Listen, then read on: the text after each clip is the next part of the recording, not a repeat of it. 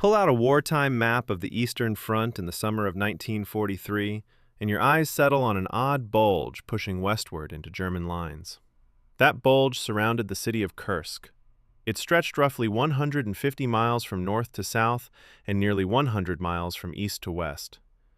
Armies numbering in the millions crowded around its edges. Tank engines burned thousands of gallons of gasoline every day along those lines. Artillery units fired shells weighing more than 20 pounds across fields that had already absorbed 2 years of war. When both sides prepared to collide there, they were not simply planning another battle. They were assembling the largest armored confrontation in recorded history. German planners gave their offensive a name: Operation Citadel. The idea looked brutally straightforward. Armored forces would strike the northern and southern shoulders of the Kursk bulge simultaneously, pinch the salient shut, and trap Soviet armies inside a pocket. For that task, Germany concentrated some of its most powerful armored formations. Tiger tanks weighing roughly 57 tons rolled toward assembly areas, their guns capable of firing shells weighing around 22 pounds, designed to fracture armor plates several inches thick. Panther tanks, weighing about 45 tons, joined them, engines producing hundreds of horsepower, but also consuming gasoline at a rate that demanded supply columns carrying hundreds of tons of fuel. Across the Soviet lines, commanders already knew the attack was coming. Weeks before the first tank engines roared forward, Soviet engineers began digging defensive belts across the Kursk region. Trenches cut across farmland for miles. Anti-tank ditches scarred the ground. Minefields appeared in layers. Historians estimate that more than 1 million mines were buried across the defensive zones surrounding the salient. Artillery batteries positioned behind those lines operated guns firing shells heavier than 20 pounds, each battery supported by trucks carrying ammunition crates weighing dozens of pounds. Now imagine a Soviet T-34 tank waiting behind one of those defensive belts. The vehicle weighs about 30 tons. Inside the turret, shells weighing roughly 15 pounds sit stacked in racks along the steel walls. The engine idles quietly while the crew listens through the hull, waiting for the moment when German armor finally begins to move. That moment arrives in early July 1943. German armored columns push forward from both the northern and southern sectors of the Kursk bulge.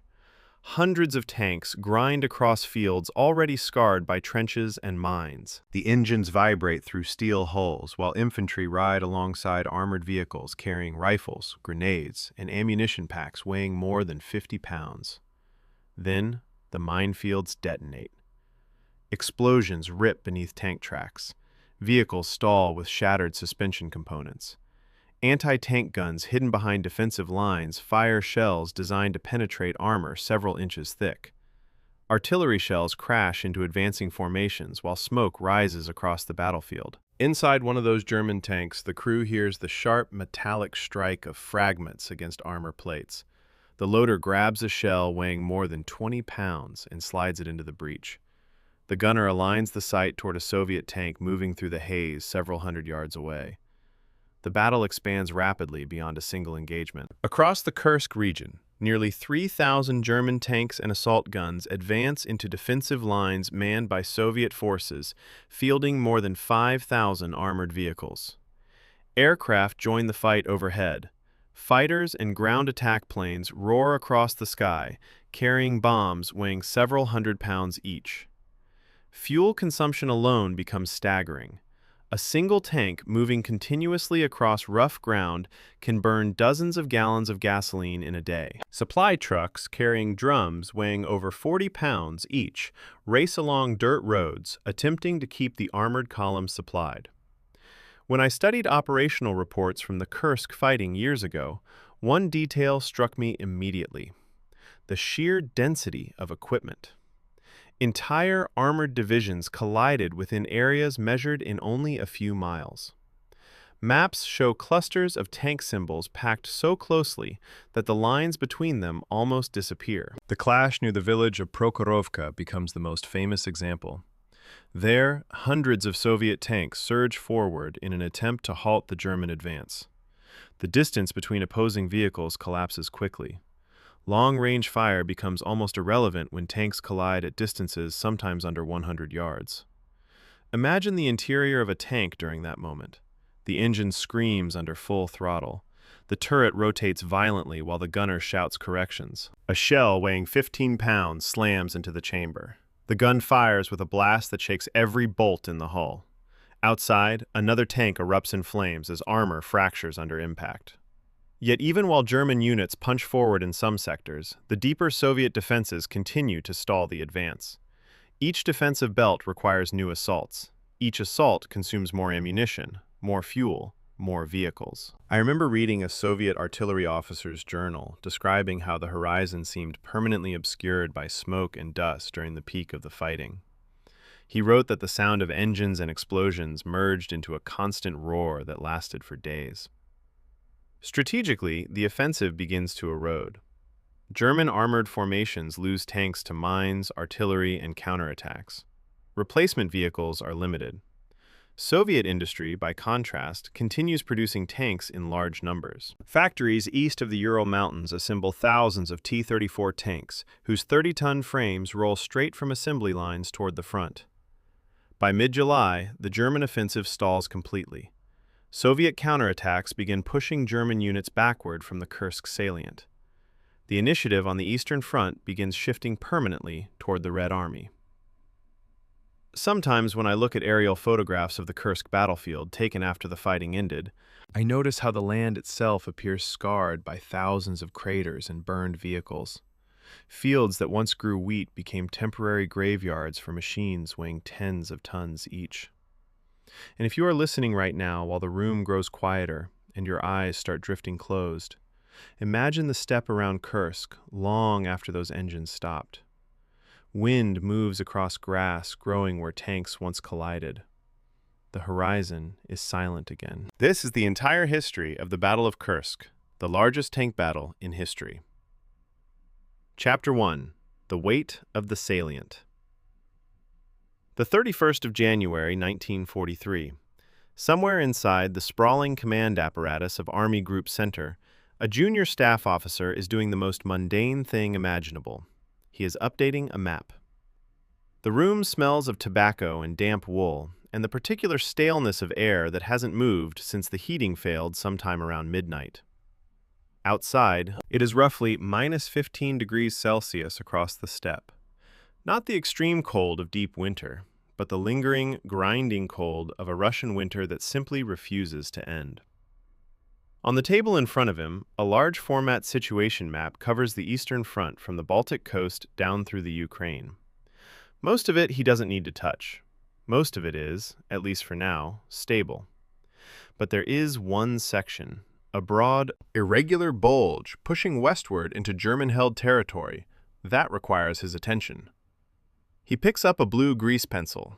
He begins to redraw the line. The reason he is redrawing it is the reason everything in this story exists. That morning, in the ruins of a city roughly 800 kilometers to the southeast, Field Marshal Friedrich Paulus had formally surrendered what remained of the German 6th Army at Stalingrad. More than 90,000 soldiers went into Soviet captivity that day. The 6th Army, the army that had been promised victory before Christmas of 1942, the army that had been told the Luftwaffe would supply it indefinitely by air, the army that had bled itself white fighting for a city block by block, was gone. And the front line, which had bent and twisted to accommodate Germany's great southern gamble, now had to be redrawn to reflect a new reality. A reality that included, prominently, a very large Soviet-held bulge centered on the city of Kursk. The staff officer draws his line. He underlines the word Feindkräfte, enemy forces, in the Kursk area, perhaps twice. The pressure on the pencil is uneven, as if his hand wasn't entirely steady. That anxious line, made in a cold room by a man whose name we don't know, is where this story begins. What the staff officer couldn't have known, what almost nobody on either side fully understood in those first weeks of February 1943, was that the shape of that bulge was not the accidental residue of a German defeat. It was the geometric consequence of two armies simultaneously overreaching. The Soviets, flushed with the momentum of Stalingrad, had driven their armored spearheads far to the west in operations codenamed Gallop and Star, probing deep into German-held Ukraine in early February. These operations had genuine initial success, and for a brief, heady period, it looked as if the entire German southern flank might unravel. But Soviet supply lines, stretched thin across frozen steppe, dependent on horses and trucks and rail lines that were all being pushed beyond their capacity, couldn't sustain the advance. The spearheads began to run dry, and Field Marshal Erich von Manstein, commanding Army Group South, saw the opportunity. What Manstein executed in February and March of 1943 is still studied in staff colleges as a model of elastic defense turned into elastic attack. He allowed the overextended Soviet columns to push forward, let them exhaust themselves, then struck the exposed flanks with concentrated armor. By mid-March, German forces had recaptured Kharkov, the fourth largest city in the Soviet Union and a prize lost earlier in the winter, and the front line had restabilized. The salient around Kursk hadn't been deliberately created by anyone. It had crystallized out of the fluid violence of a winter campaign, like a geological formation shaped by forces that nobody was entirely in control of. And now it sat there on every map, on both sides of the front. A westward bulging pocket of Soviet-held territory, roughly 250 kilometers wide and 160 kilometers deep, roughly the size of Switzerland, the shape of the next 6 months of the war. I've spent a considerable amount of time looking at the maps from this period, and what strikes me every time is the almost mathematical inevitability of what followed. When you look at the salient from the German side, you see two German-held bulges, one at Orel to the north and one at Kharkov to the south, that essentially flank the Kursk pocket on both sides. The geometry practically draws itself. An attack from both flanks converging behind Kursk would cut off and destroy whatever Soviet forces were inside the pocket. The plan almost writes itself on the map before anyone has sat down to write it. Operational Order Number 5, signed by Hitler on the 13th of March, 1943, put it in formal language. The Kursk salient was the priority target for summer operations. The offensive would be called Operation Citadel. The timing, it said, would be determined by the availability of forces. That last clause, the availability of forces, would prove to be the hinge on which everything turned.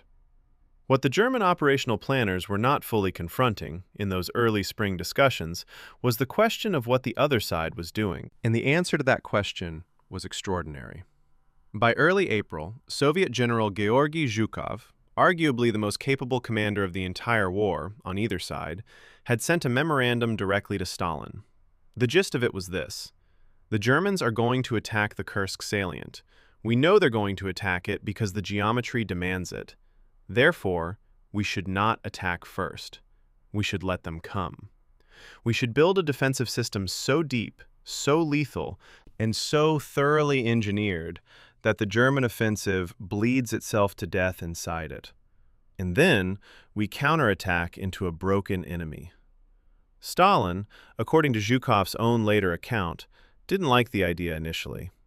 Standing on the defensive felt passive, felt like waiting, felt like repeating the catastrophic passivity of 1941. It took Zhukov, along with Marshal Vasilevsky and General Antonov, to convince him. But convince him they did, and from that moment forward, the Soviet Union was not simply defending against a German offensive that hadn't happened yet. It was building a trap. The physical scale of what Soviet engineers, soldiers, and conscripted civilians built in the Kursk salient between April and June of 1943 is something that doesn't get the attention it deserves. We talk about the tanks. We always talk about the tanks. But the Battle of Kursk was won, in a very real sense, by people with shovels. 8 separate defensive lines, extending roughly 300 kilometers in depth from the front edge of the salient to the rear. Approximately 2,600 kilometers of trenches. If you laid them end to end, they'd cross the continental United States from coast to coast. Anti-tank gun densities in key sectors reaching 33 weapons per kilometer of front. And mines. More mines than had been laid in any single defensive preparation in the history of warfare, before or since. The exact figures are staggering. At least 503,000 anti-tank mines and 439,000 anti-personnel mines, according to post-war Soviet engineering reports. The work was performed by military engineers, by rifle infantry rotated through labor duty, and, this is the detail that stays with me, by civilian conscript labor, including women and teenagers from collective farms across the region, who carried fence posts and coils of wire and crates of mines on their shoulders to the front. A photograph in the Russian State Military Archive shows a column of women in headscarves walking single file toward a tree line, each carrying a wooden post. One of them is looking directly at the camera. She doesn't look afraid. She looks tired. To understand what followed, the battles, the machinery, the decisions, you have to keep that woman in the frame. You have to remember that the fortress the German army drove into in July of 1943 had been built, in substantial part, by people who weren't soldiers, by farmers and factory workers and teenagers who dug and carried and laid mines in the dark for 3 months, because the alternative was what had happened in 1941, what had happened to their country when it wasn't ready. The Kursk defensive system was not simply a military achievement. It was an act of collective, exhausted, determined will on a continental scale, and it is the foundation on which everything else in this story rests. The grease pencil line on the January map is now being drawn in iron and explosives across 300 kilometers of Russian earth. The staff officer in his cold room, redrawing the front after Stalingrad's fall, had no way of knowing that the line he was marking would become, over the next 6 months, the most heavily mined, most deeply fortified, most thoroughly prepared killing ground in history. Nobody on either side could have fully anticipated the scale of what was coming. But the geometry was already there, on the map, in blue grease pencil, underlined twice. What happened next was, in some sense, always going to happen. The question was only how it would end. Chapter 2. The Architecture of Waiting. Germany Plans. The 3rd of April, 1943. A typewritten memorandum, 3 pages long, is making its way through the upper corridors of German Army High Command. It is stamped, in red ink, Geheime Kommandosache, secret command matter, the highest classification in the Wehrmacht system. The subject is a proposed postponement of Operation Citadel. The man who authored it is General Walter Model, commanding the German Ninth Army, the force designated to execute the northern half of the Citadel pincer. And the argument Model is making, supported by aerial reconnaissance photographs spread across the conference tables of 3 separate headquarters, is simple, direct, and ultimately unanswerable. The Soviets, he says, are fortifying the salient faster than Germany is preparing to attack it. Every week that passes, the defensive depth increases. Every week of delay makes the objective harder to take. His conclusion from this analysis is that the attack needs more time, more Panthers, more Tigers, more preparation. The word Verschiebung, postponement, appears twice in the document. Someone has underlined it in pencil. It is the first of 6 postponements. 6 times between April and July of 1943, Operation Citadel will be delayed, and each delay will make Model's original observation more accurate. The historians who've written about the Citadel postponements, and there are many, from David Glantz's meticulous operational analyses to Stephen Newton's edited German command testimony, tend to identify Hitler's technology obsession as the primary driver of the delays. That's not entirely wrong. Hitler was genuinely, almost pathologically fixated on the Panther tank and the Tiger heavy tank as the weapons that would make Citadel succeed. He wanted more of them at the front before the attack went in. But when I cross-reference Model's April memorandum with the Ninth Army's own supply and readiness records from the same period, what I find is something more structurally uncomfortable than Hitler's eccentricity. The German military machine, by spring of 1943, was running on ambition rather than capacity. The reserves of armor, fuel, and trained manpower that had powered the great offensives of 1941 and 1942 were gone. What Germany was assembling for Citadel represented not a surplus of power, but the scraping together of every available armored asset on the entire Eastern Front. There was nothing left in reserve. Citadel was not a stroke of strength. It was a gamble made with the last chips on the table. The conference at Munich on the 4th of May brought the senior commanders together in one room, and what emerged from it was less a unified command decision than a collision of incompatible anxieties. Manstein wanted to attack as soon as possible. Not because he thought the attack was brilliant. There is evidence in his own operational diary that he harbored serious reservations about the entire concept, but because he understood viscerally that delay only made the Soviet defenses stronger, and that an attack in late spring against an incompletely prepared defense was preferable to an attack in summer against one that had 3 more months of engineering work behind it. General Heinz Guderian, who commanded Germany's panzer forces, raised objections of a different kind. The new Panther tank, he argued, had not been adequately tested. Its transmission was unreliable under sustained operational load. Its engine had a known tendency toward fuel system fires in hot conditions. Deploying it in a major offensive before these problems were resolved, Guderian said, was asking for operational catastrophe. The OKH War Diary records his concerns. His post-war memoir, Panzer Leader, sharpens those concerns into a categorical prediction of failure. But the diary entry from May of 43 is more equivocal than his retrospective account suggests. I don't think Guderian is lying, exactly. I think he is, like most memoir writers, editing his past self to sound more prescient than he actually was. Hitler's decision to delay Citadel to include more Panthers is, in retrospect, one of the stranger command decisions of the war, because it contains within it a logical contradiction that nobody at the Munich conference appears to have named aloud. If delay was dangerous, and Model had just argued that every week of delay made the Soviet defenses stronger, then delaying in order to receive a weapon whose reliability was questionable was not a solution to the dilemma. It was a way of avoiding the dilemma by substituting a technology problem for a strategy problem. This is the characteristic pattern of German high command in the middle and late war. When the strategic situation became genuinely insoluble, reach for a technical solution. The Panther was not the answer to the Kursk problem. It was a way of not thinking about the Kursk problem. And it cost Germany approximately 3 months of additional Soviet defensive preparation. The Panthers that eventually arrived at the front were transported by rail from German factories to assembly areas in Ukraine, in a logistics operation that consumed more than 60 heavy special transport trains between late May and early June. Each of these trains carried between 3 and 5 Panthers on reinforced flat cars.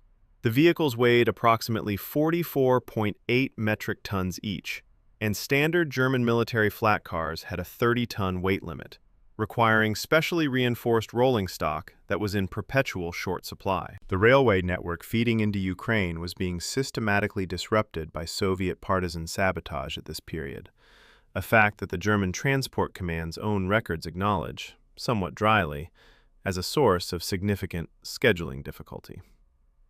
2 of the 6 Citadel postponements can be traced, at least in part, to late Panther deliveries caused by disrupted rail schedules. The weapon that was supposed to make Citadel succeed was arriving late because the partisans of the country it was supposed to defeat were blowing up the railway lines it was traveling on. There is something almost literary about that irony, except that it was entirely real. By early June, the Panther deliveries were largely complete, and the readiness figures were, to put it diplomatically, not encouraging.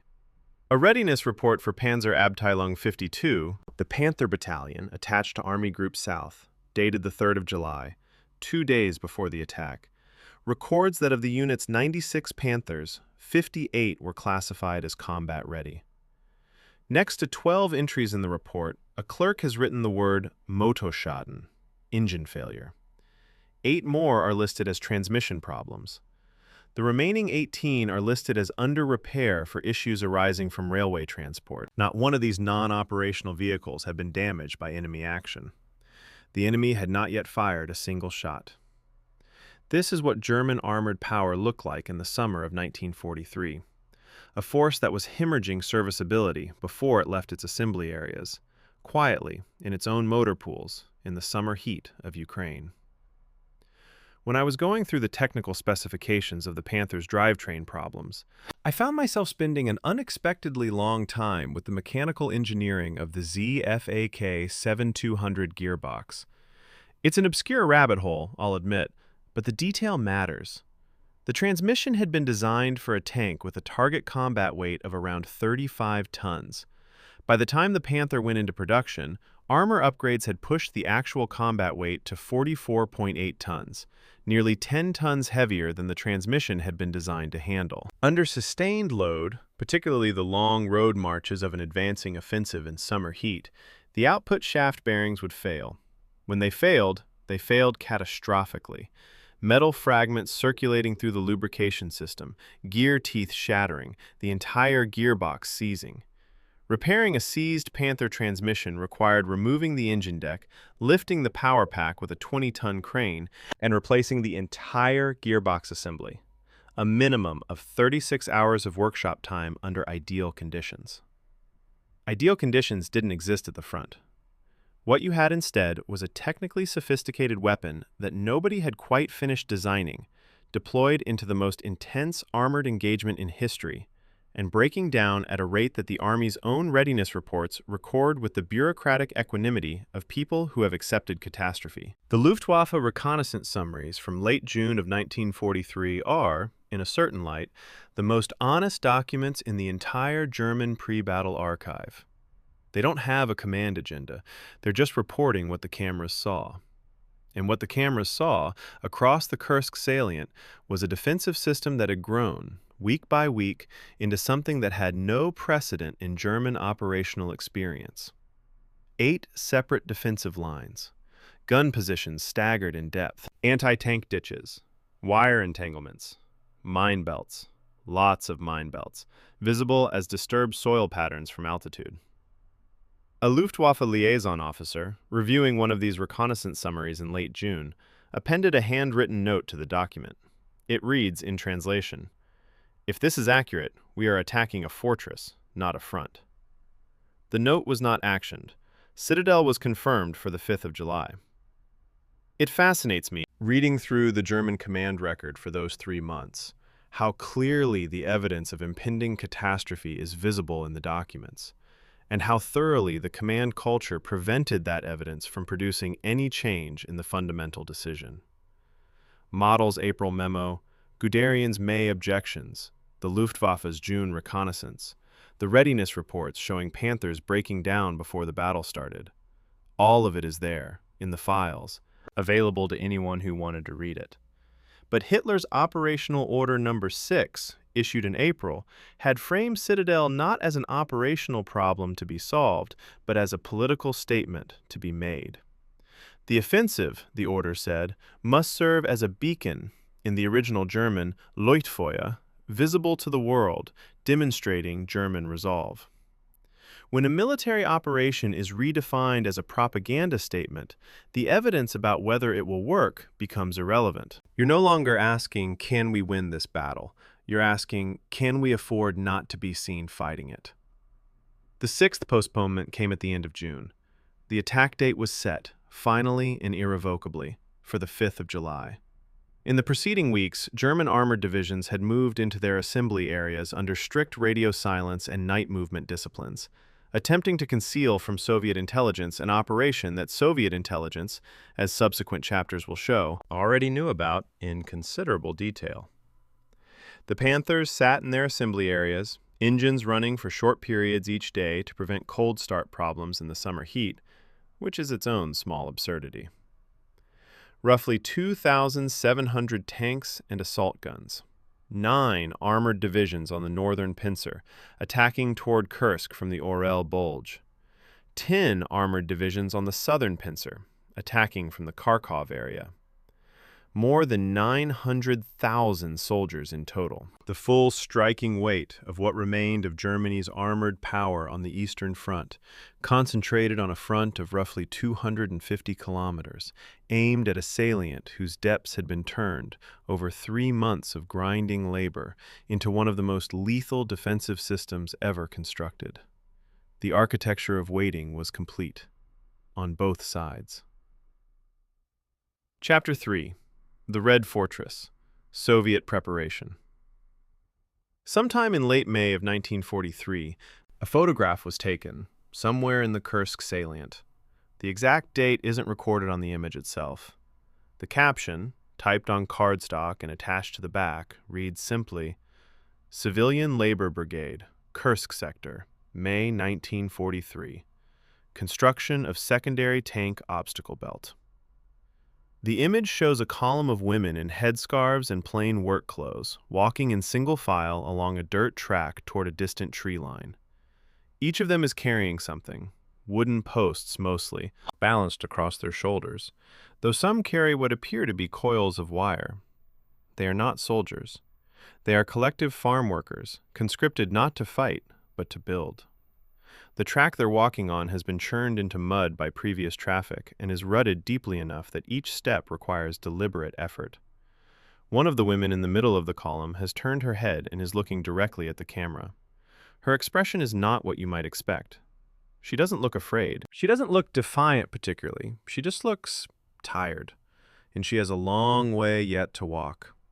I keep coming back to that photograph because it contains something that the tank diagrams and the order of battle charts and the operational maps simply don't capture.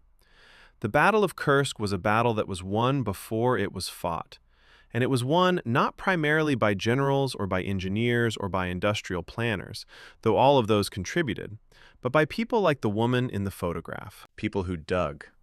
3 months of digging in the spring mud and summer dust of the Russian steppe, transforming an area the size of Switzerland from agricultural land into the most thoroughly fortified defensive system in history.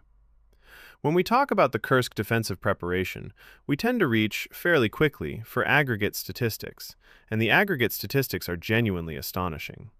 Roughly 2,600 kilometers of trenches, 8 defensive lines extending 300 kilometers in depth, more than 900,000 mines of various types, an anti-tank gun density in some sectors of 33 weapons per kilometer of front. But behind every kilometer of that trench is a specific person with a specific spade who dug it. The statistics are real.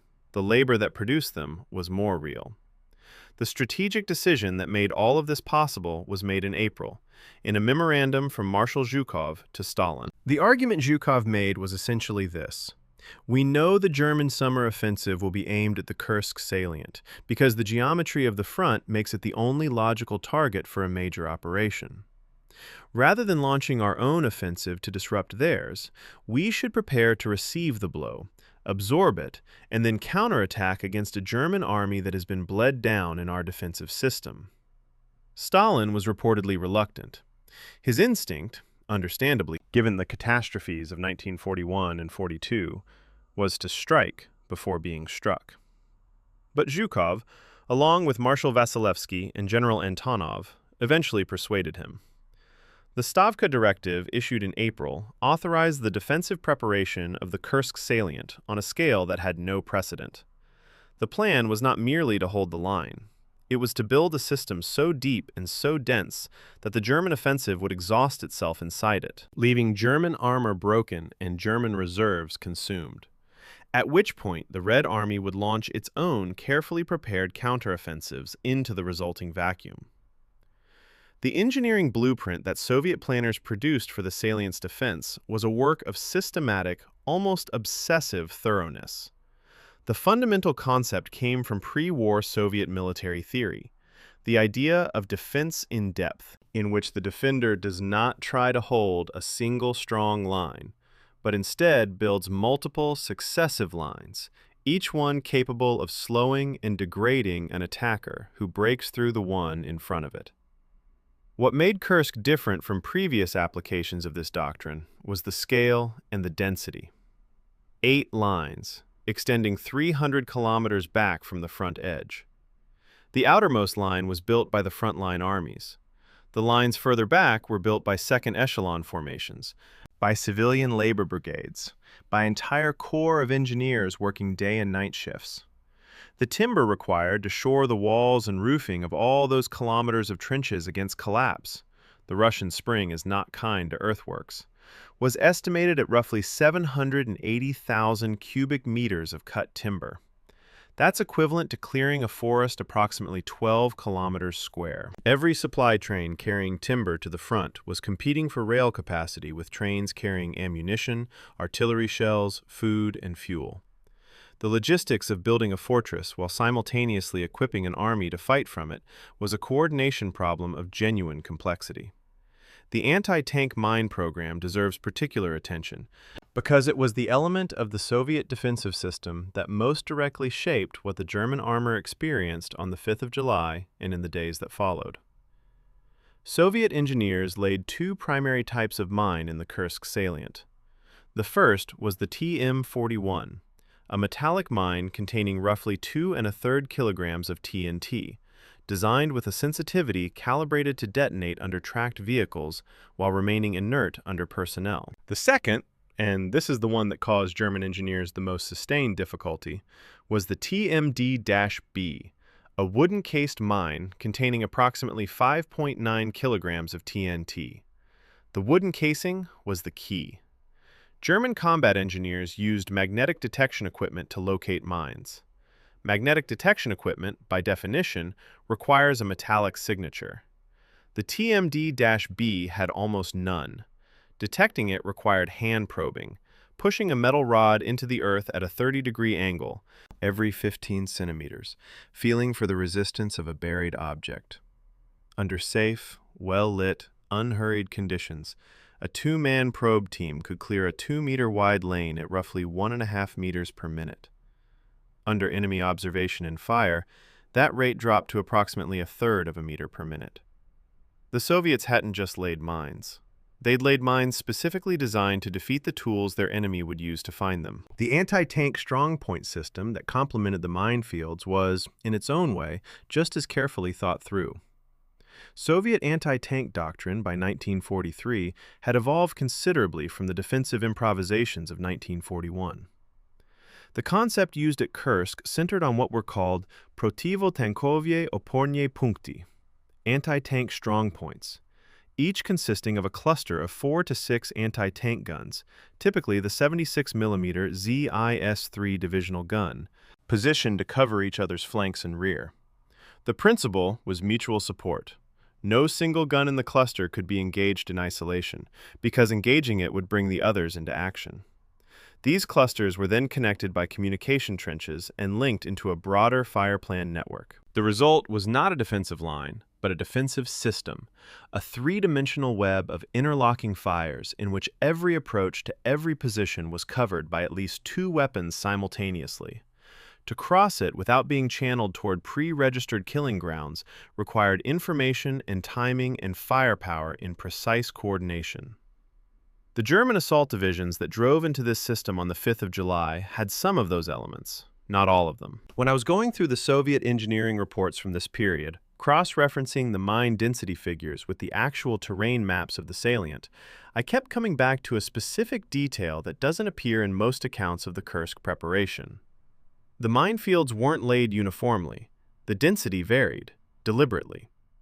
In the sectors that German operational planners would identify as the most likely approach corridors for armored assault, the flanking areas were mined extremely heavily.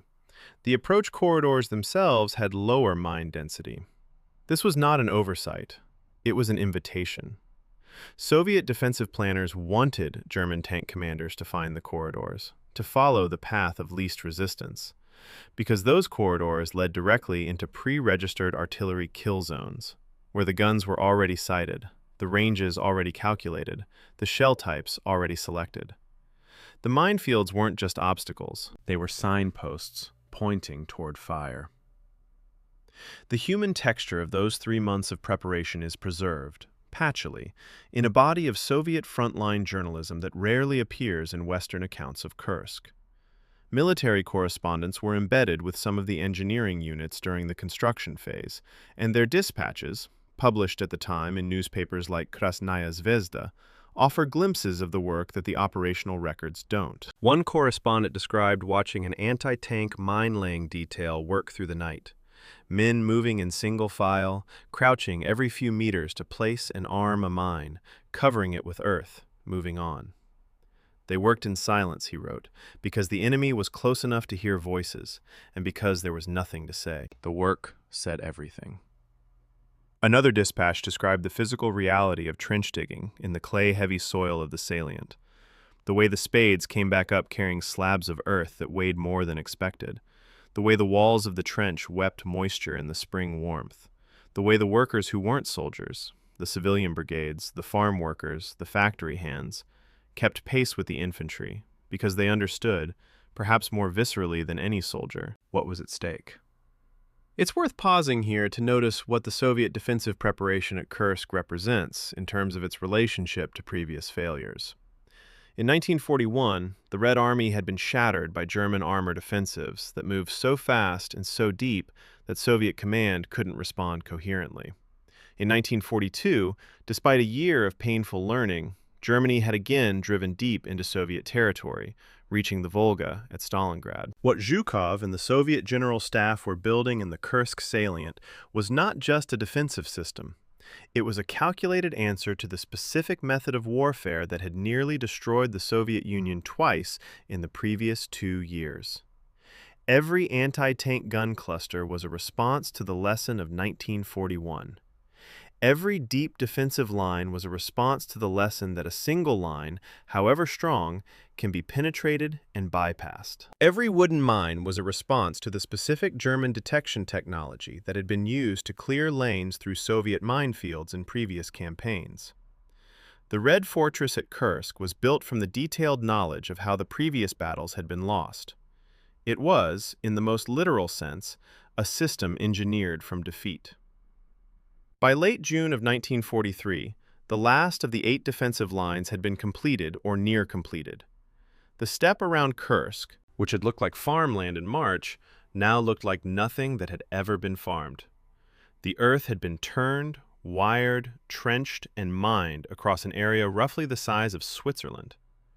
Somewhere under the surface of that earth, roughly 900,000 mines sat in their carefully arranged positions, waiting.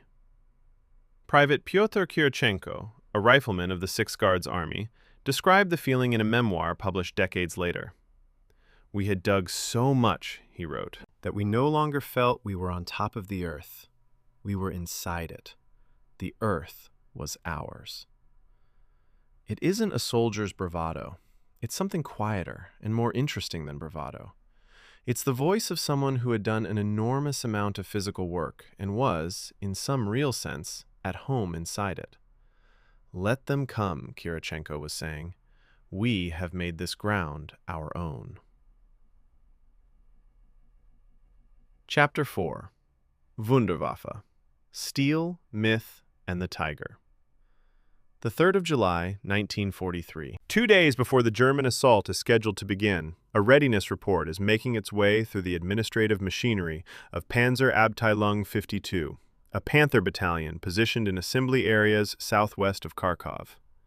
The document is routine, the kind of administrative form-filling that military bureaucracies generate continuously and that historians later mine for the details that commanders didn't bother to include in their personal accounts. This particular form lists 96 Panther tanks by inventory number. The Combat Ready column shows 58 vehicles. The remainder are broken down by fault category. 12 are listed under Motorschaden, engine failure. 8 under Getriebe, transmission.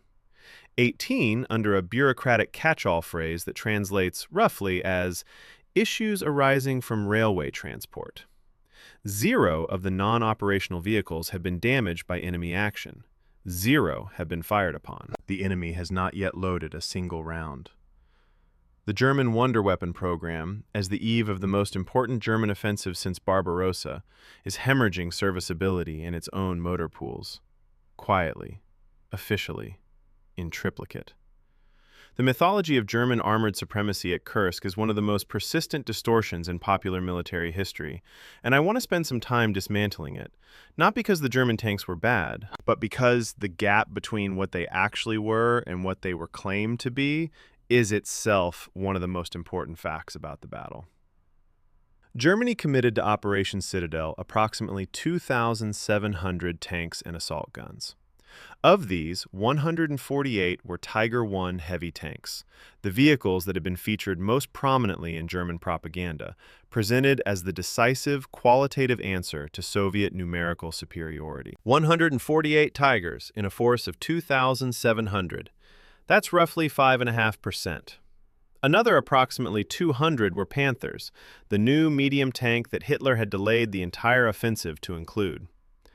The remaining 89% of German armor at Kursk was Panzer III and Panzer IV medium tanks, Sturmgeschütz assault guns, and various self-propelled artillery platforms.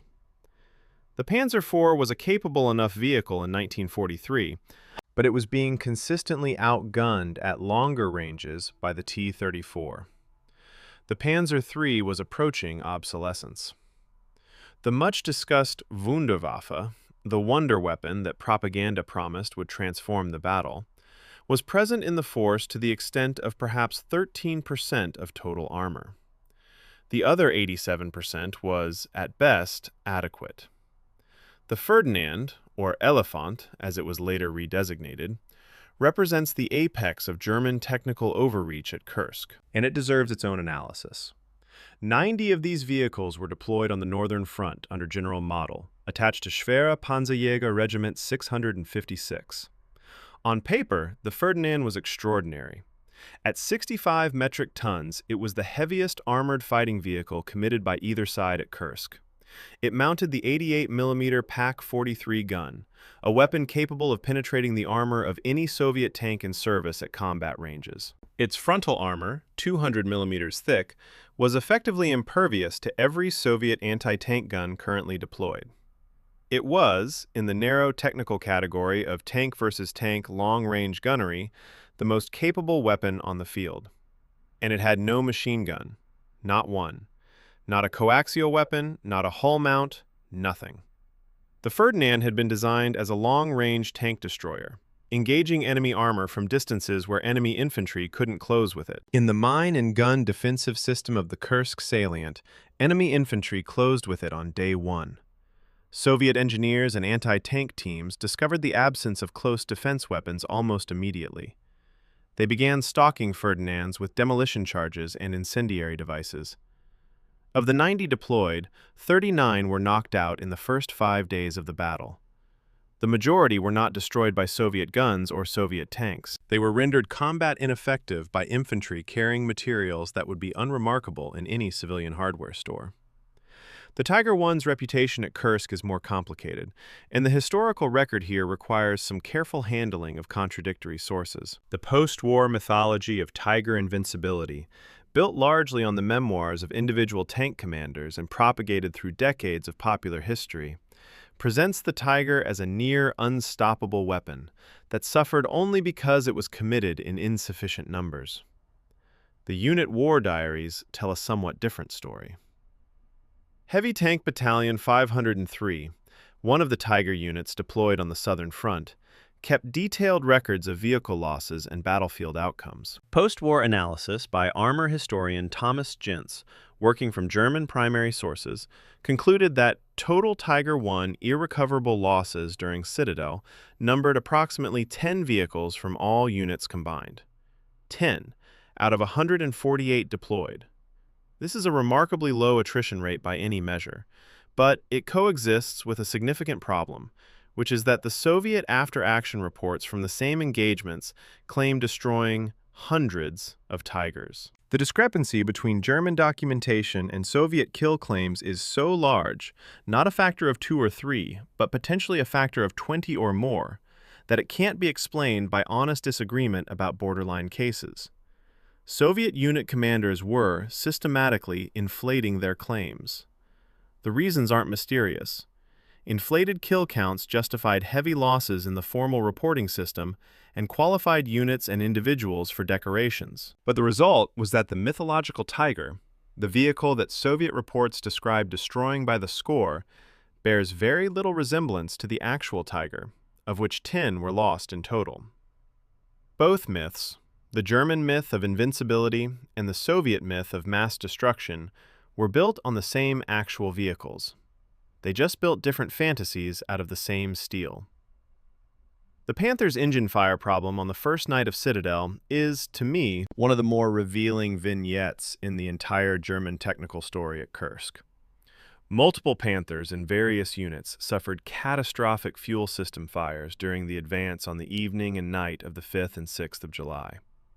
The Maybach HL-230 engine drew fuel through carburetors positioned adjacent to hot exhaust manifolds. The shielding between carburetor and manifold was inadequate, a design issue that had been flagged in pre-production testing but not resolved before the vehicles were sent to the front. In the heat of the Ukrainian summer, fuel vapor from any slight leak in the fuel system would encounter the hot manifold surface and ignite. At least 16 Panthers burned on that first night, not from enemy shells, not from mines, but from their own engines. Soviet reconnaissance aircraft observing the burning vehicles reported a significant German tank defeat to Stavka. Stavka celebrated. The Panthers had not yet reached the first Soviet defensive belt. The wonder weapon had been defeated by a shielding deficiency that could have been corrected with an afternoon's worth of workshop attention. It's worth stepping back at this point to consider what the T-34 actually was in this context, because the Wunderwaffe story has an implicit counterpart, which is the story of Soviet industrial philosophy, and it runs in an exactly opposite direction. The T-34 model 1943 was not, in a one-on-one technical comparison, a better tank than the Panther or the Tiger. Its 76mm gun was outranged by the German 88mm and 75mm long-barrel weapons. Its armor was thinner, its fire control was cruder, but it weighed 32 tons and required approximately 3,000 man-hours to produce in a Soviet factory in 1943. The Panther required approximately 10,200 man-hours. The Tiger required approximately 15,000 man-hours. For every Tiger that German industry produced, Soviet industry could produce 5 T-34s. For every Panther, roughly 3 T-34s. At the Battle of Kursk, the 5th Guards Tank Army alone fielded 793 tanks. The entire German southern pincer committed approximately 440 vehicles to the Prokhorovka area. The quality premium that the Panther and Tiger represented required a tactical performance advantage of roughly 5-to-1 over the T-34 to be strategically meaningful. Nothing in the physics of tank combat at Kursk provided that margin. When I was working through the technical specifications of the various armored vehicles at Kursk, and there is an enormous body of comparative literature on this, ranging from the serious to the frankly obsessive, I kept finding myself distracted by the Tiger's suspension system. The Schachtel-Laufwerk, the interleaved road wheel arrangement that gives the Tiger its distinctive appearance in photographs, is a beautiful piece of engineering in certain respects. The overlapping wheel configuration distributes the vehicle's 56 metric tons of ground pressure across a wider track surface than a conventional suspension, improving cross-country performance on firm ground. But the interleaved wheels create an exceptional mud packing problem.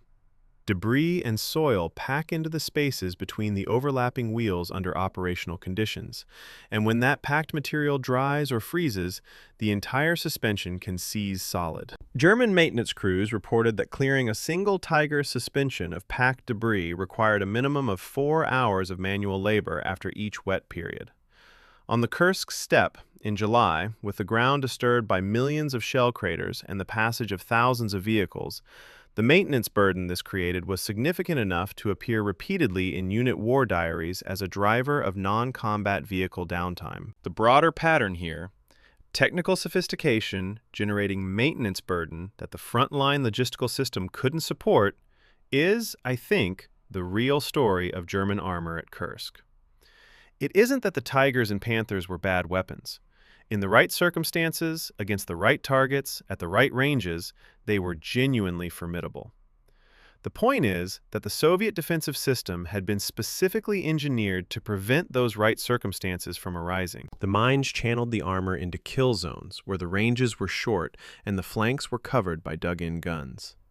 The anti-tank strongpoints caught the armor where it couldn't choose its engagement geometry. The depth of the defensive system meant that even when German armor broke through one line, the next line was already prepared and waiting. The Ferdinand had no machine gun. The Panther's engine caught fire in the heat. The Tiger's suspension packed with debris. None of these are the primary reasons Citadel failed, but they are symptoms of a German armament philosophy that was, by the summer of 1943, trying to solve a strategic problem with engineering, and discovering that engineering has limits.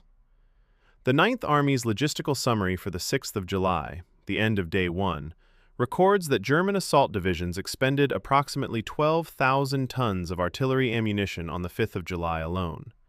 12,000 tons in a single day. This represented roughly 40% of the total artillery ammunition stockpile that had been pre-positioned for the entire Citadel operation. Supply officers reviewing these figures that evening would have been performing some uncomfortable arithmetic. If consumption continued at Day 1 rates, the artillery would effectively be silent within 10 days. The German advance on the 5th of July had achieved, at best, a penetration of around 3 kilometers in most sectors of the northern front and somewhat more on the southern front, against a defensive system 300 kilometers deep. 12,000 tons of irreplaceable ammunition burned in a single July day to advance 3 kilometers into a fortress that had 8 more defensive lines behind it. It's a statistic that doesn't need commentary. It just needs to be read. The readiness report for Panzerabteilung 52 sits in the archive with the bureaucratic patience of documents that have been waiting a long time to be properly read. 58 combat-ready Panthers, 12 with engine failures, 8 with transmission problems, 18 still being repaired from the journey to get here. The Wonder Weapon surveyed 2 days before the greatest armored battle in history at 58% availability. Nobody who signed that report had any reason to believe the battle would go differently than the numbers suggested. But the battle was going ahead regardless. The Panthers with functioning engines would go forward. The ones that were broken would be towed to the workshop. And on the 5th of July, some of the ones with functioning engines would set themselves on fire. Chapter 5. Before the Guns. The Intelligence War. 10:30 in the evening, the 4th of July, 1943. Somewhere in the operational zone of the German 6th Infantry Division, a sapper, a combat engineer, is captured in no man's land. The circumstances of the capture aren't recorded in detail. He was probably clearing mines or marking lanes or doing the final preparatory work that assault engineers do in the hours before an offensive begins. He was taken alive. He was questioned. His name is recorded in the Soviet interrogation summary as Fischer. No first name, just Fischer, Pioneer, 6th Infantry Division. And Fischer told his interrogators what he knew.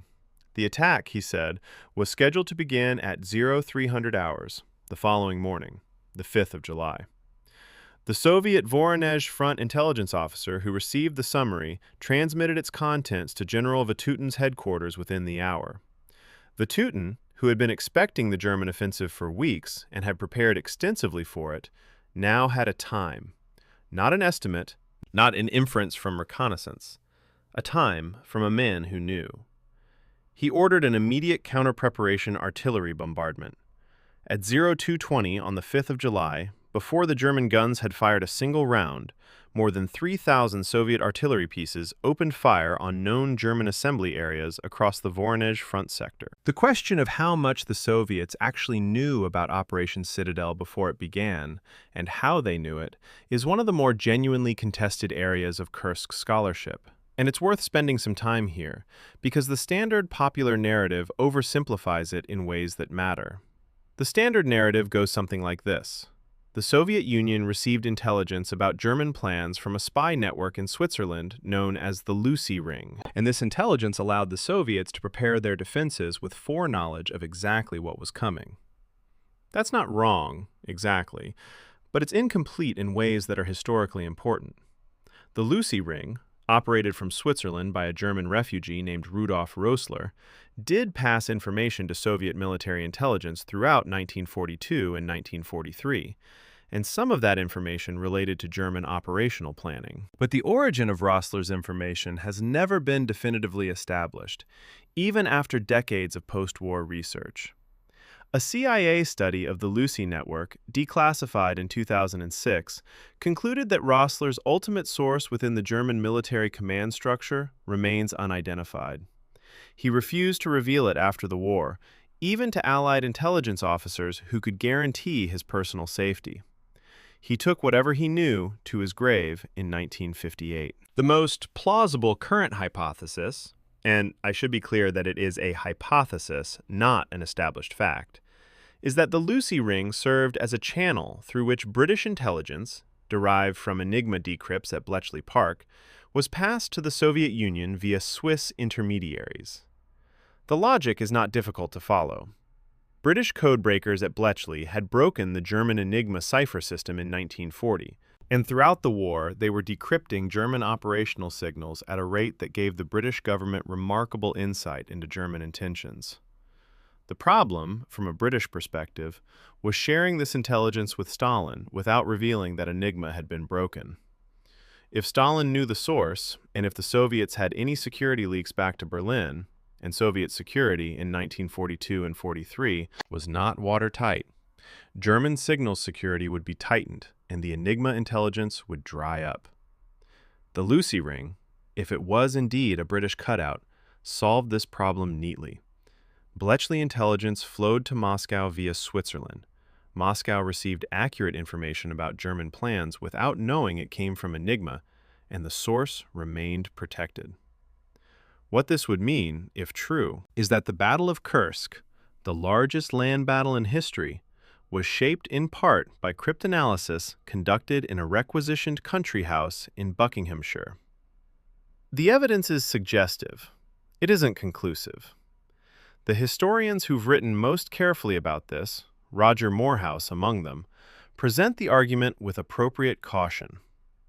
I think that caution is warranted, and I find the unresolvability itself historically interesting. What is beyond reasonable dispute is that Soviet conventional intelligence before Kursk was, by the standards of the war, exceptionally good. Setting aside the Lucy question entirely, the Voronezh Front's own intelligence apparatus had identified the assembly areas of every major German armored division on the southern shoulder of the offensive by late June. Aerial reconnaissance, radio intercepts, partisan reports, and frontline observation had produced a picture of German intentions that was accurate in its broad outlines and reasonably accurate in its details. The Stavka, Soviet Supreme Command, had been formally briefed on the expected attack axis and approximate timing weeks before the offensive began. The defensive preparation of the salient had been conducted with this intelligence picture as its foundation. The anti-tank gun clusters were positioned in the sectors where German armor was expected. The mine belts were densest in the expected approach corridors. The artillery was pre-registered on the ground the German columns would have to cross. Vatutin's Voronezh Front and Rokossovsky's Central Front hadn't simply prepared a strong defense. They prepared a defense calibrated to the specific offensive that was coming. Fischer's interrogation on the 4th of July gave them the time. Everything else had been known, in its essential shape, for weeks. The Soviet counter-preparation bombardment that began at 02:20 on the 5th of July is worth examining in some detail, because it's a remarkable military achievement that tends to get overshadowed by the larger drama of the battle that followed. 2,460 guns and mortars opening fire simultaneously.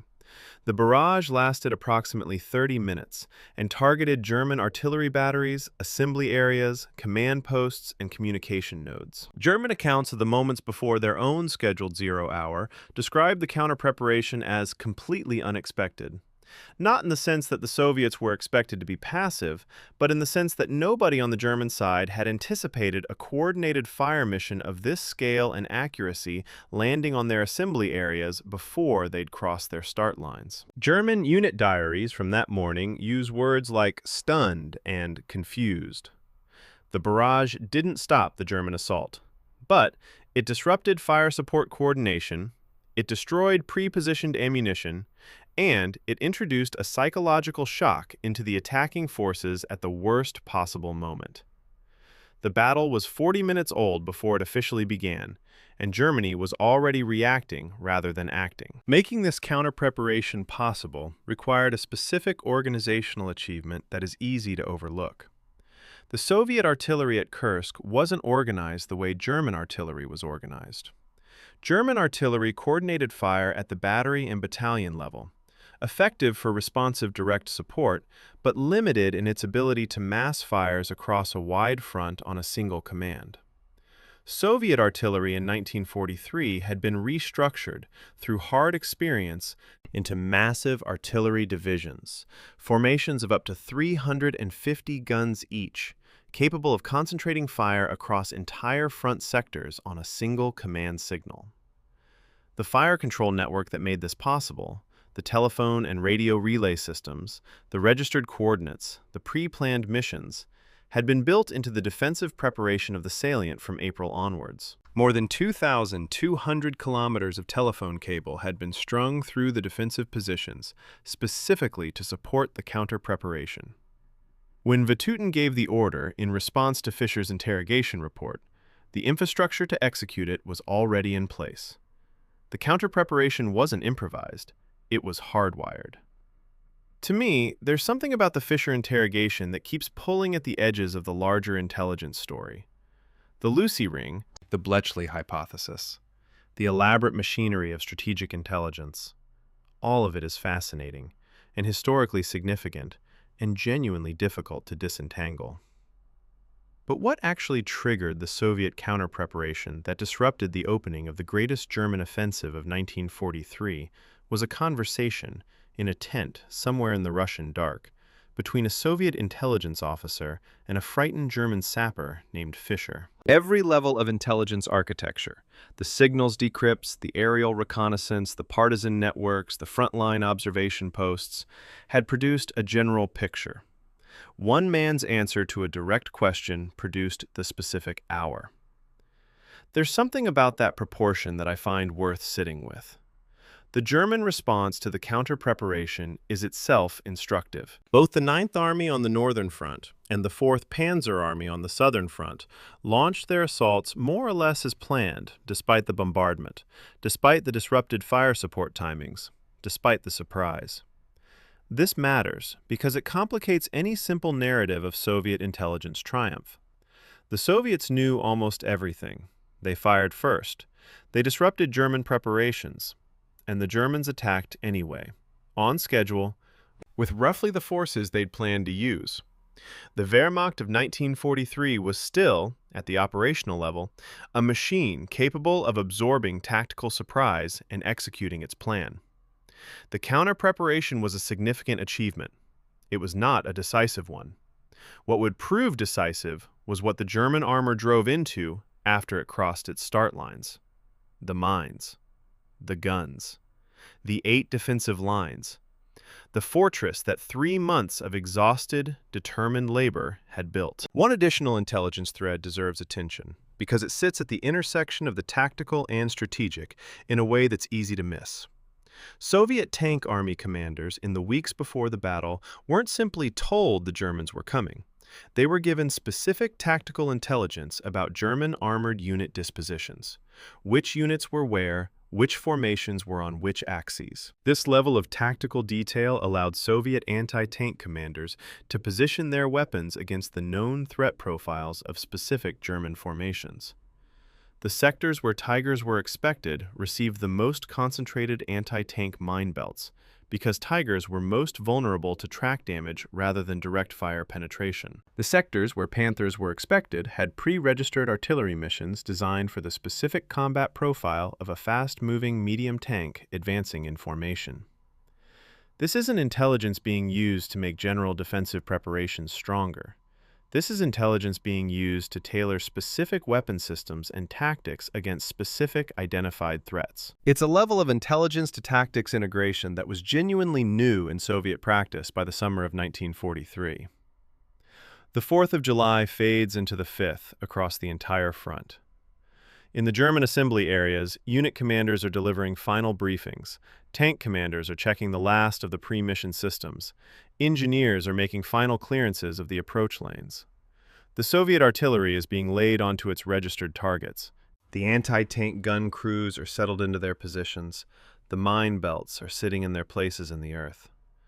Fischer has told the interrogators what he knows. The counter-preparation order has gone out. At 02:20, the guns begin.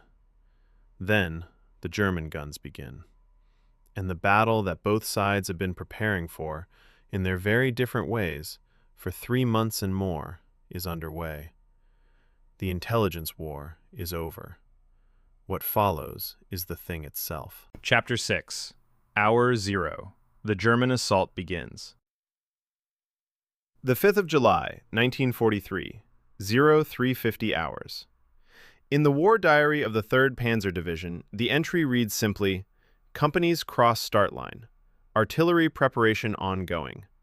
Pioneer report mine density higher than anticipated in Sector Blau. Below this, in a different hand, almost certainly added later, by someone who was not present at 0350, and who was recording what had already happened, 4 more words. Pioneer Lieutenant Hartmann, killed, clearing lane 3. 1 name, 1 lane, 1 death. Added in pencil to the typewritten operational record as a kind of afterthought. Across the entire front on that morning, similar entries are being made in similar diaries. The artillery preparation is ongoing. The Pioneer are reporting higher mine density than anticipated. The start line has been crossed. Operation Citadel is begun. The scale of what launched at 0300 hours on the 5th of July is worth stating plainly before getting into the detail. On the northern front, General Model's 9th Army committed approximately 335,000 soldiers and roughly 1,200 tanks and assault guns across a front of roughly 90 kilometers, driving southward from the Orel salient toward Kursk. On the southern front, General Hoth's 4th Panzer Army and General Kemp's Panzer Group, together comprising roughly 350,000 soldiers and approximately 1,500 tanks and assault guns, drove northward from the Belgorod area. The intended meeting point was somewhere east of Kursk, the 2 pincers converging behind the salient, cutting off and destroying whatever Soviet forces they'd encircled.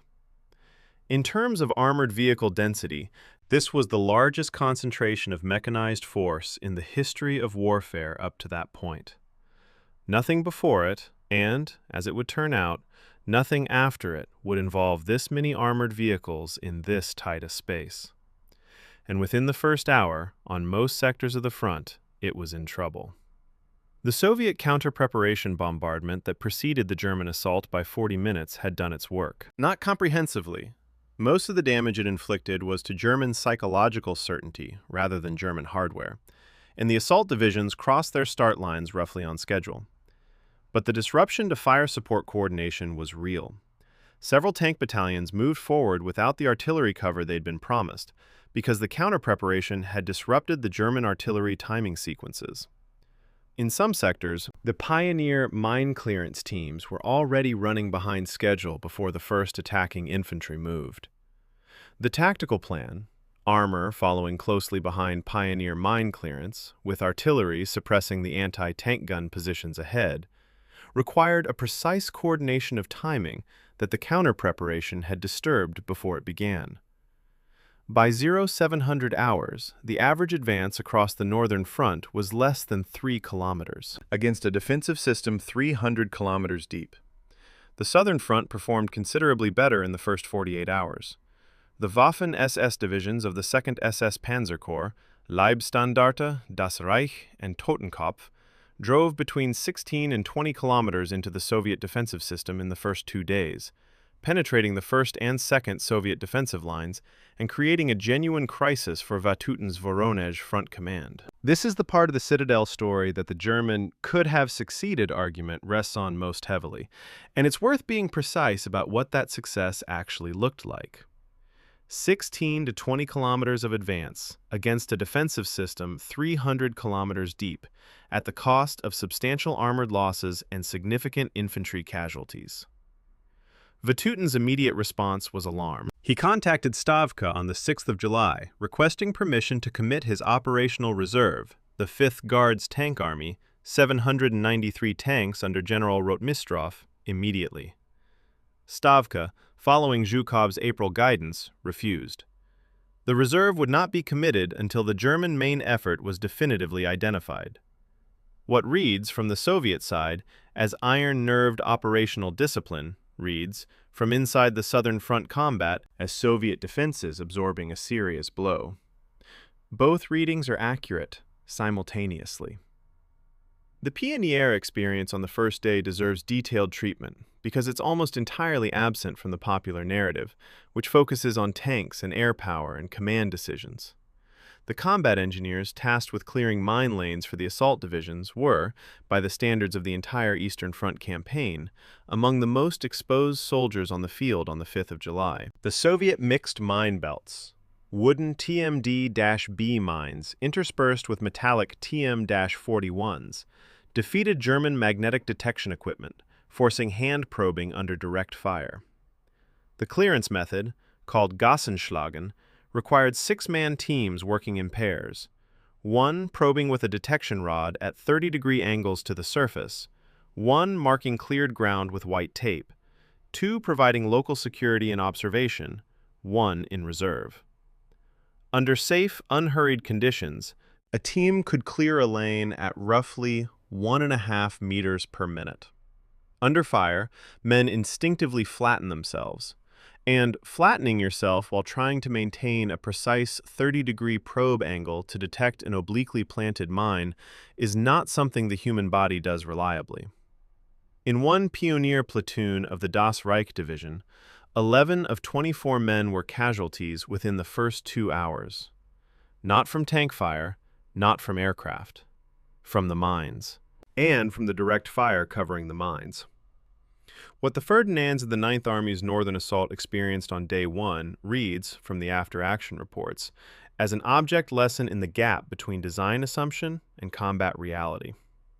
The 90 vehicles of Schwere Panzerjäger Regiment 656 advanced on the Axis toward Ponyri station on the morning of the 5th, with genuine initial effect. At range, anything beyond 300 or 400 meters, the 88mm PaK-43 gun was functionally invulnerable to anything the Soviets could bring against it.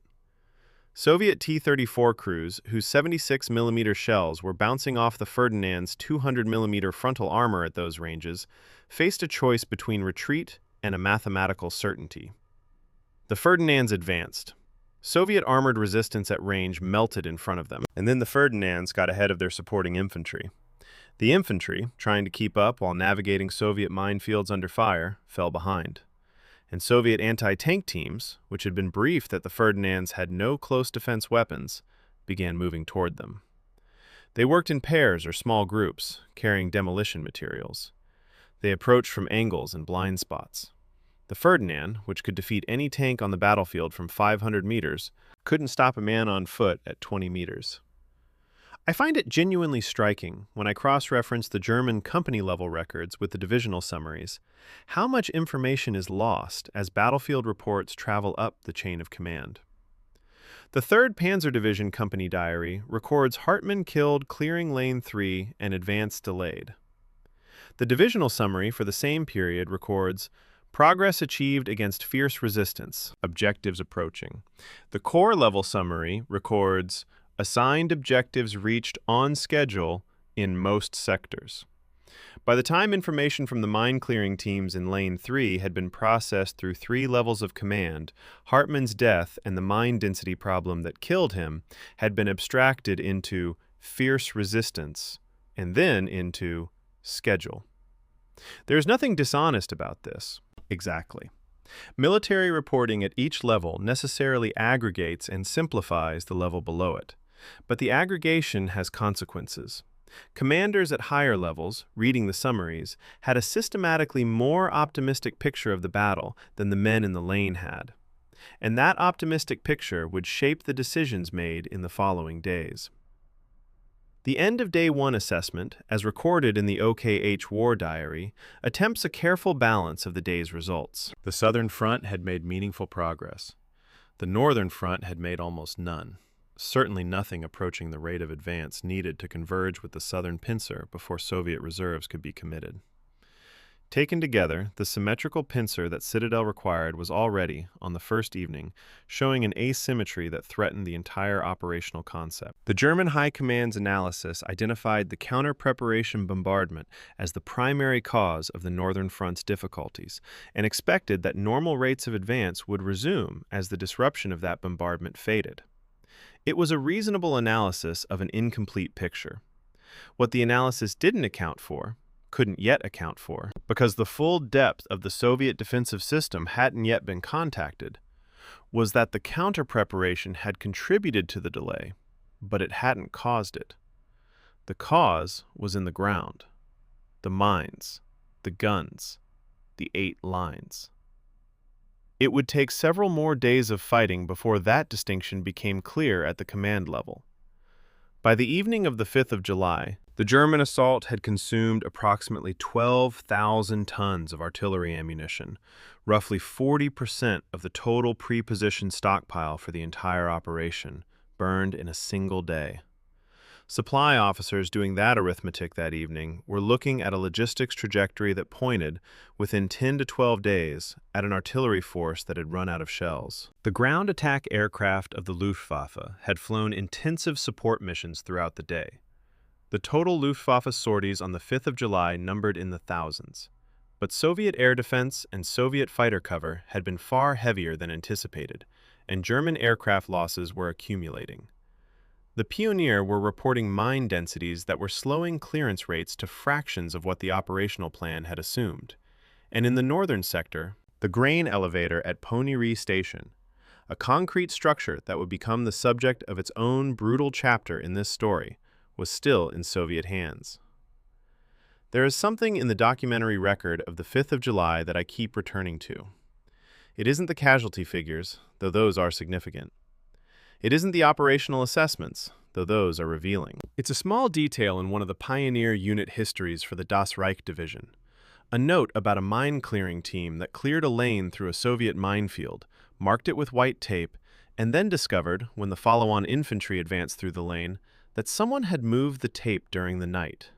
Not removed it, moved it, by a meter or so.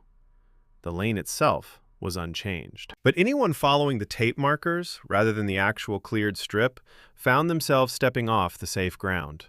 The tape had been moved by Soviet partisans or forward observers who had watched the clearance operation from cover and then, in the dark, adjusted the markers.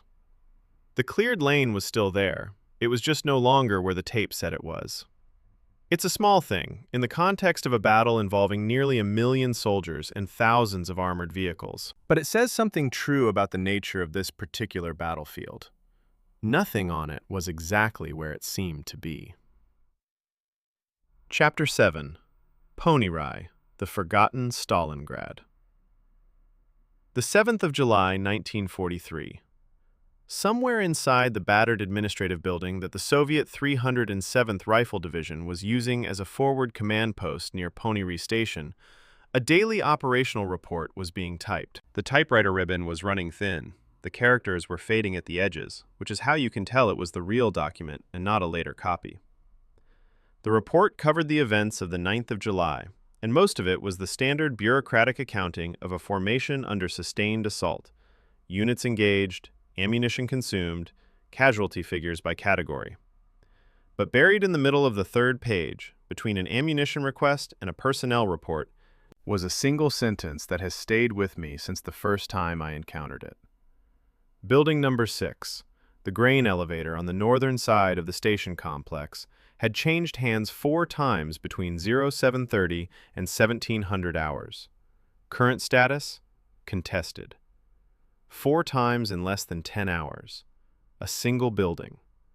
The Battle of Ponyri, which lasted from the 6th through the 12th of July and consumed some of the heaviest fighting on the entire Citadel front, is measured in that sentence. Not in kilometers, not in divisional boundaries, in the number of times one concrete building changed hands in a single afternoon. Ponyri doesn't appear in most popular accounts of the Battle of Kursk, except as a footnote. The footnote usually reads something like, "Heavy fighting also occurred at Ponyri Station on the northern front." Then the account moves on to Prokhorovka, to the tank battle in the south, to the more visually dramatic elements of the campaign. I think this is a significant historiographical error, and I want to explain why. Ponyri Station sits on the main railway line connecting the city of Kursk to Orel, roughly 70 kilometers north of Kursk. Whoever held Ponyri controlled the primary rail resupply route for German forces on the northern assault axis. Without it, Model's Ninth Army could not move adequate ammunition and fuel forward to sustain a continued offensive. With it, using it as a supply terminus, the northern pincer had a functioning logistical spine. This isn't a secondary tactical consideration. The control of Ponyri was, from a logistics standpoint, prerequisite for any continued northern advance. Model understood this. Rokossovsky, commanding the Soviet Central Front, understood it equally well. The result was that both sides committed disproportionate resources to a few square kilometers of collective farm, railway infrastructure, and one very stubborn concrete grain elevator for 6 days, with a ferocity that the unit diaries describe in terms usually reserved for the worst fighting of the entire Eastern Front campaign. The German assault on Ponyri began on the 6th of July, the second day of Citadel, when elements of the Ninth Army's armored spearheads reached the village's outskirts. The initial attack achieved the outer perimeter of the settlement, several blocks of agricultural buildings and the edges of the railway yard, but could not clear the station complex itself. The grain elevator presented a particular problem. It was a large, reinforced concrete structure, approximately 8 stories tall, of the kind that was built across Soviet collective farm territories in the 1930s. Its walls were thick enough to withstand direct hits from German 75mm tank gun rounds at most combat ranges. Its upper floors provided observation across the entire assault axis for several kilometers in every direction. Whoever held the elevator's upper floors could see, and could therefore direct artillery onto, virtually every German approach route into the station area. The Soviets had garrisoned it with riflemen, anti-tank rifle teams, and observers with radio links to the artillery batteries positioned in depth. Taking it down would require either sustained heavy artillery fire at ranges that would destroy the building's observation value anyway, or close assault by infantry willing to fight floor by floor. The Ferdinands, which had done reasonably effective work against Soviet armor at longer ranges in the earlier fighting north of Ponyri, found themselves pressed into close support of the infantry assault as the battle for the station compound intensified. The after-action report of Schwere Panzerjäger Regiment 656, which I've spent considerable time with, describes in careful operational language the difficulty of employing the Ferdinand in urban and semi-urban terrain. The report notes that the weapon's long-range capability was effectively nullified in the confined fighting around the station buildings, and that infantry support became the primary tactical role. What the report says in operational language, Soviet accounts from the same engagements say rather more directly. Anti-tank teams worked around the Ferdinand's flanks area, exploiting the absence of close defense weapons, disabling vehicles with demolition materials. By the 10th of July, 12 Ferdinands had been rendered combat ineffective in the Ponyri perimeter. Not one had been knocked out by a Soviet gun or tank. All 12 by close assault infantry. The most powerfully armed vehicle on the northern front was being defeated by men on foot. The grain elevator changed hands. According to the Soviet 307th Rifle Division's records, at least 11 separate times over the course of the 4-day battle for the station complex. German assault infantry would fight their way into the lower floors. Soviet defenders would contest each floor. The building would be recaptured by one side and lost by the other in cycles that the unit diaries record with an exhaustion that is almost palpable in the language. Building number 6 retaken, 0845. Building number 6 lost, 1120. Building number 6, situation unclear, 1400. The clarity of the operational map, the neat symbols and arrows that a staff officer draws when planning an offensive, bore no relationship to what the building itself contained at any given moment. What it contained was people fighting in small groups in confined spaces for a piece of infrastructure whose value was almost entirely positional rather than intrinsic. Nobody needed the grain that wasn't in the elevator. Everybody needed the view from its upper floors. The logistical reality of the Ponyri battle is something I want to address directly, because it's the element that makes the fighting's outcome strategically intelligible, rather than simply attritional. The Ninth Army's daily ammunition consumption during the Ponyri fighting averaged roughly 1,840 tons per day across the 5 days of heaviest engagement. The single-track Kursk railway line, the line that ran through Ponyri Station, the line that the entire battle was ostensibly being fought to control, had a delivery capacity to forward areas of approximately 1,200 tons per day under normal operating conditions. Soviet partisan sabotage of the rail network north of Ponyri, intensifying through July, was reducing that capacity further. Modul's army was consuming ammunition at a rate approximately 53% faster than it could be replaced. By the 11th of July, Ninth Army artillery units were rationing shells. The logistical defeat preceded the tactical one. Germany didn't lose the battle for Ponyri Station primarily because Soviet infantry fought heroically in the grain elevator, though they did. It lost because the numbers governing supply and consumption had been running in the wrong direction since the second day. When I was working through the Soviet after-action materials for the Central Front, the front responsible for defending the northern shoulder of the Salient under Rokossovsky, I found something that complicates the straightforward narrative of Soviet defensive success at Ponyri. The Soviet 13th Army, which bore the main burden of the defense in this sector, was, by the 12th of July, at crisis point. Some rifle divisions had taken casualties that reduced them to 40 or 50% of their established strength. Ammunition in some sectors was also running short. The 13th Army's own requests for emergency resupply during the first week of July are preserved in the Central Front records, and they have an urgency that doesn't appear in the higher-level histories of the battle. Rokossovsky, reading these reports, was making difficult decisions about which sectors could be thinned to provide reserves for others. The picture that emerges when you read both sides' records simultaneously is not one of a Soviet defense comfortably absorbing a German assault. It's one of two formations bleeding each other, both running short of the resources they needed to continue, with the outcome determined less by one side's superiority than by which side ran dry first. Germany ran dry first. But it wasn't by the margin that the popular narrative suggests. The fighting at Ponyri ended, effectively, on the 12th of July, the same day as the Battle of Prokhorovka, 200 kilometers to the south. Motel's assault on the station was broken off. The Ninth Army had advanced a maximum of roughly 12 kilometers into the Soviet defensive system across its entire assigned sector. The operational plan had envisioned an advance of 70 to 80 kilometers to reach Kursk. 12 kilometers, at the cost of the Ninth Army's combat power, its ammunition reserves, and a significant fraction of its armored strength.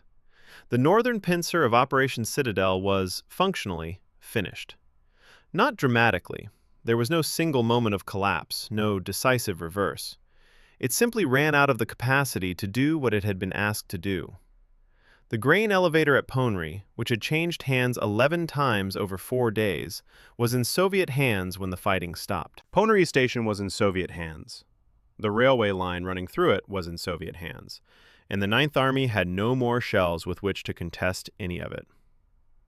I want to say something about T-34 tactical performance in the Ponyri fighting that tends to get overlooked in accounts that focus on the larger armored engagements. The T-34's wide tracks, 550 millimeters, compared to the Panzer IV's 400 millimeters, gave it a genuinely significant advantage in the disturbed, rubble-strewn ground around the station buildings, where conventional vehicles tended to throw tracks or bog down in the churned earth of a heavily bombarded area. Soviet tank crews in this sector had also been trained in what doctrine called hugging tactics, closing to very short ranges, typically under 100 meters, before engaging. At those ranges, the T-34's 76mm gun could penetrate the side armor of a Panzer IV reliably. German tank crews trained for engagement ranges of 500 to 800 meters were tactically and psychologically disadvantaged by an enemy that refused to fight at their preferred distance. The Ponyri fighting wasn't decided by brilliant maneuver or overwhelming firepower. It was decided by a series of small, grinding engagements in which the defending side had the tactical discipline to fight on terms that negated the attacker's advantages.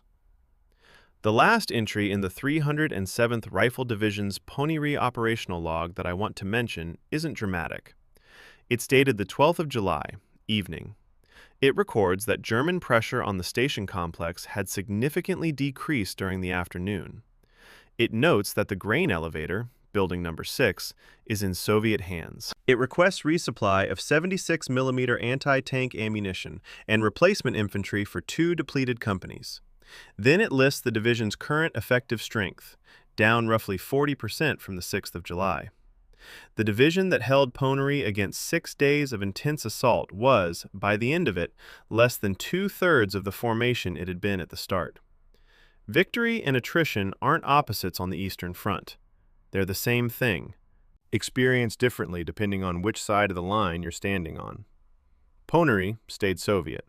The Ninth Army stopped. The grain elevator, battered and pockmarked, still stood. Chapter 8. Prokhorovka. The battle that wasn't what you think. The 14th of July, 1943. 2 days after the battle at Prokhorovka. In the records of the Russian State Military Archive, file Fond 332, inventory 4,948, there exists an after-action report submitted by General Pavel Rotmistrov, commanding the Soviet 5th Guards Tank Army. The report's opening paragraph is confident, declarative. On the 12th of July, it reads, formations of the 5th Guards Tank Army dealt the enemy a decisive blow. The battlefield remained in our hands. 3 paragraphs later, in the casualty annex, typed in a smaller font than the narrative sections. Irrecoverable tank losses, 334. Tanks requiring major repair, 212. Total armored vehicles lost or requiring major repair, 546. In a single day. 546 Soviet armored vehicles lost or heavily damaged against an enemy force that numbered fewer than 300 vehicles in the specific engagement area. Rotmistrov's opening claim and his casualty annex sit in the same document, 2 pages apart, and they refuse to coexist without one of them being wrong about something. The story of Prokhorovka, what it actually was rather than what it became in the telling, begins with that refusal. The mythology of Prokhorovka has been built, over the decades since the war, on a specific image. 2 vast armored forces meeting head-on in open country, trading approximately equal casualties in a clash so violent that both sides were left exhausted on the field. The German force, according to the standard account, lost somewhere between 300 and 400 tanks at Prokhorovka on the 12th of July. The Soviet force lost similar numbers. The battle was a draw that left Germany unable to continue its offensive. This account appears in hundreds of books, documentaries, and educational materials. It was the version endorsed by Soviet military historians from the 1960s onward, and featured prominently in the official histories published for the 20th and 30th anniversaries of the battle. It was the version Rotmistrov told publicly for the remainder of his career, elaborating it in his 1984 memoir, The Steel Guard. It is, on the available archival evidence, substantially wrong. And the process by which it became the standard account is itself one of the more instructive episodes in the historiography of the Second World War. The revisionist scholarship that began appearing after Soviet archives were opened in the early 1990s has been careful, methodical, and, for those of us who find the gap between myth and documentation genuinely fascinating, rather compelling. Russian historian Valery Zamulin, working from the actual 5th Guards Tank Army records, established Soviet irrecoverable tank losses on the 12th of July at 334 vehicles, with an additional 212 requiring major repair. Swedish historians Niklas Zetterling and Anders Frankson, working from German unit records, established German irrecoverable losses in the specific Prokhorovka engagement at approximately 3 vehicles, with roughly 163 requiring repair. 3 irrecoverable German losses against 334 Soviet irrecoverable losses. Not a draw, not approximately equal casualties. A ratio of roughly 100 to 1 in irrecoverable losses in Germany's favor on the 12th of July at Prokhorovka. These figures are contested at the margins. Different researchers draw the engagement boundaries slightly differently, and the definitions of irrecoverable versus repairable involve judgments about which sources are used. But the broad conclusion that Soviet armored losses at Prokhorovka massively exceeded German losses has survived 2 decades of scrutiny and is now the consensus position in specialist scholarship. Understanding why the Soviet tactical disaster was simultaneously a Soviet strategic success requires understanding the terrain at Prokhorovka and the operational situation that produced the engagement. By the 11th of July, the 2nd SS Panzer Corps, Leibstandarte, Das Reich, and Totenkopf had broken through 2 Soviet defensive lines and was within roughly 10 kilometers of the town of Prokhorovka and its railway junction. If the SS Corps took Prokhorovka, the road south to Kursk was open. Vatutin, alarmed by the speed of the SS advance, requested permission from Stavka to commit his operational reserve. Stavka agreed. Rotmistrov's 5th Guards Tank Army, 793 tanks, was ordered to counterattack. The word matters. Counterattack. Prokhorovka was primarily a Soviet offensive action against a German force that had halted to consolidate. Rotmistrov attacked. He attacked into terrain that created the conditions for disaster. The ground between the Psel River on the north and a railway embankment on the south, the corridor through which the Soviet attack was channeled, is roughly 8 kilometers wide at its narrowest point. Into this corridor, Rotmistrov fed his tank army in the formation his doctrine prescribed for a breakthrough assault. Dense waves of armor, mass and momentum as the principal weapons. What doctrine didn't account for was what happens to mass and momentum when the terrain removes the room to maneuver. The Soviet columns compressed. Tanks that should have been able to fan out and exploit their numerical superiority found themselves in a bottleneck, unable to use the advantage their numbers theoretically provided. And at the ranges that the bottleneck imposed, sometimes less than 200 meters between opposing vehicles, the technological gap between German and Soviet armor narrowed sharply. The German long-barrel 75mm gun loses much of its velocity advantage at close range. The Soviet 76mm gun becomes adequate. What remained as a differentiator was crew quality. German crews, on average better trained and with more combat experience, performed better in the swirling, close-quarters melee. But there were far fewer of them. The question of why Rotmistrov wrote the report he wrote, the triumphalist opening paragraph, the buried casualty numbers, has a straightforward answer that is also a genuinely human one. He had committed 793 tanks to a counterattack and lost 546 of them in a single day. He needed to explain this to Stavka in a way that didn't result in his relief of command, and possibly something worse. The Soviet reporting system of 1943 was not tolerant of commanders who admitted tactical failures without offsetting strategic achievements. Rotmistrov's solution was to claim German losses that were substantially inflated. Soviet kill claims from the engagement reportedly numbered German vehicles in the hundreds, and to frame the battle as a defensive success in which the SS Panzer Corps had been stopped. The SS Panzer Corps had indeed been stopped. Prokhorovka railway junction was not taken. The road to Kursk from the south remained blocked. These were real strategic achievements. They were achieved at a cost in armored vehicles that would have been difficult to justify honestly. So, Rotmistrov chose not to be entirely honest. I don't think this makes him a villain. I think it makes him a commander in a system that punished honesty about failure, doing what the system required.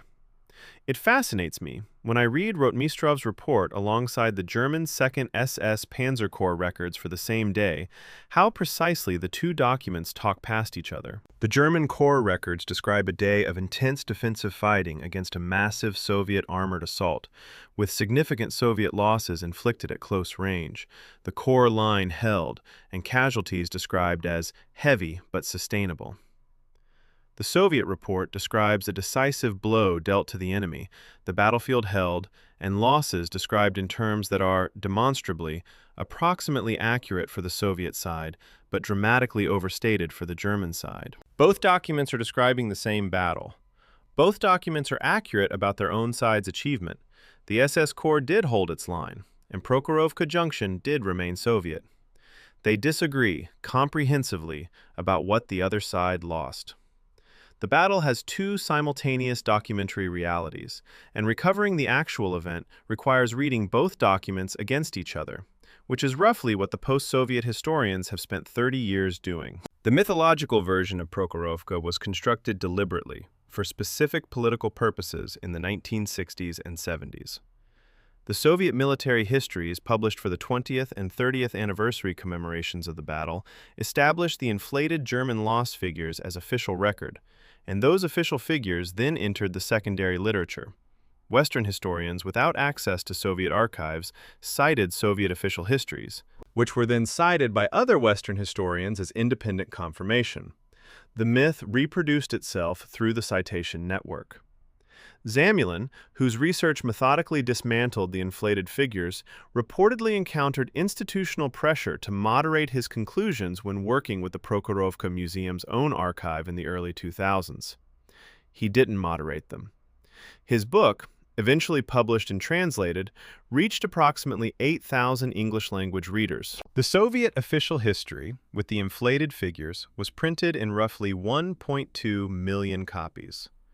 The truth outnumbers the correction by a factor of 150. This is not a small historiographical footnote. It is an active, ongoing distortion of the historical record. The field at Prokhorovka, after the Battle of the 12th of July, contained more destroyed armor per square kilometer than any comparable area in the history of mechanized warfare. 334 T-34s. Each weighing 32 metric tons, burning or broken or simply dead in the steppe grass. Roughly 163 German vehicles requiring repair, some of which would return to service within days. The air above the field was dark with smoke. The smell, burning fuel, burning rubber, burning metal, drifted for kilometers. Recovery crews from both sides would work the field for days, pushing vehicles off the main approaches, salvaging usable components, dealing with the practical aftermath of several thousand tons of destroyed machinery. The cosmetics of the battlefield, in other words, looked like the catastrophic mutual destruction the mythology describes. It just wasn't. The wreckage on the field was mostly Soviet. The German armor that had fought there was mostly repairable. The myth of mutual annihilation was built, in part, from looking at the field itself and drawing the wrong conclusion about whose vehicles were lying in it. What Prokhorovka actually was, then, is more complex, and in some ways more interesting than the mythology. It was a Soviet tactical defeat of significant proportions, imposed in large part by terrain conditions that Soviet command had not adequately accounted for when ordering the counterattack. It was simultaneously a Soviet strategic success, in that the SS Panzer Corps did not achieve its objective of taking Prokhorovka, and the road south remained blocked.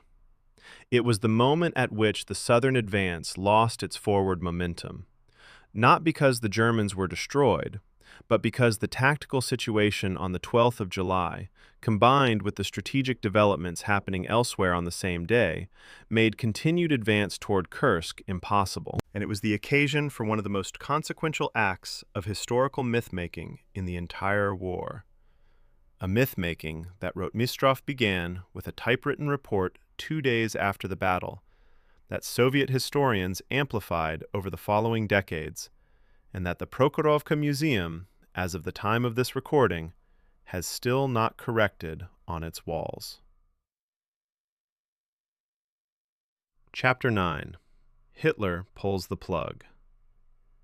The 13th of July, 1943, 2:30 in the afternoon. The conference room at the Wolf's Lair, Hitler's forward headquarters in East Prussia, contained, among others, Field Marshal von Manstein and Field Marshal von Kluge. A typewritten transcript of what was said, held in the Bundesarchiv, records the conversation in the formal, third-person language of a military headquarters minutes document. At 14:32, Manstein formally requested permission to continue the 4th Panzer Army's offensive, arguing that the 2nd SS Panzer Corps had inflicted losses on Soviet armor that made the enemy's southern reserves no longer capable of sustained offensive action. At 14:47, Hitler responded. The situation in Sicily, he said, made the transfer of the 2nd SS Panzer Corps to Italy an operational necessity. Operation Citadel was cancelled.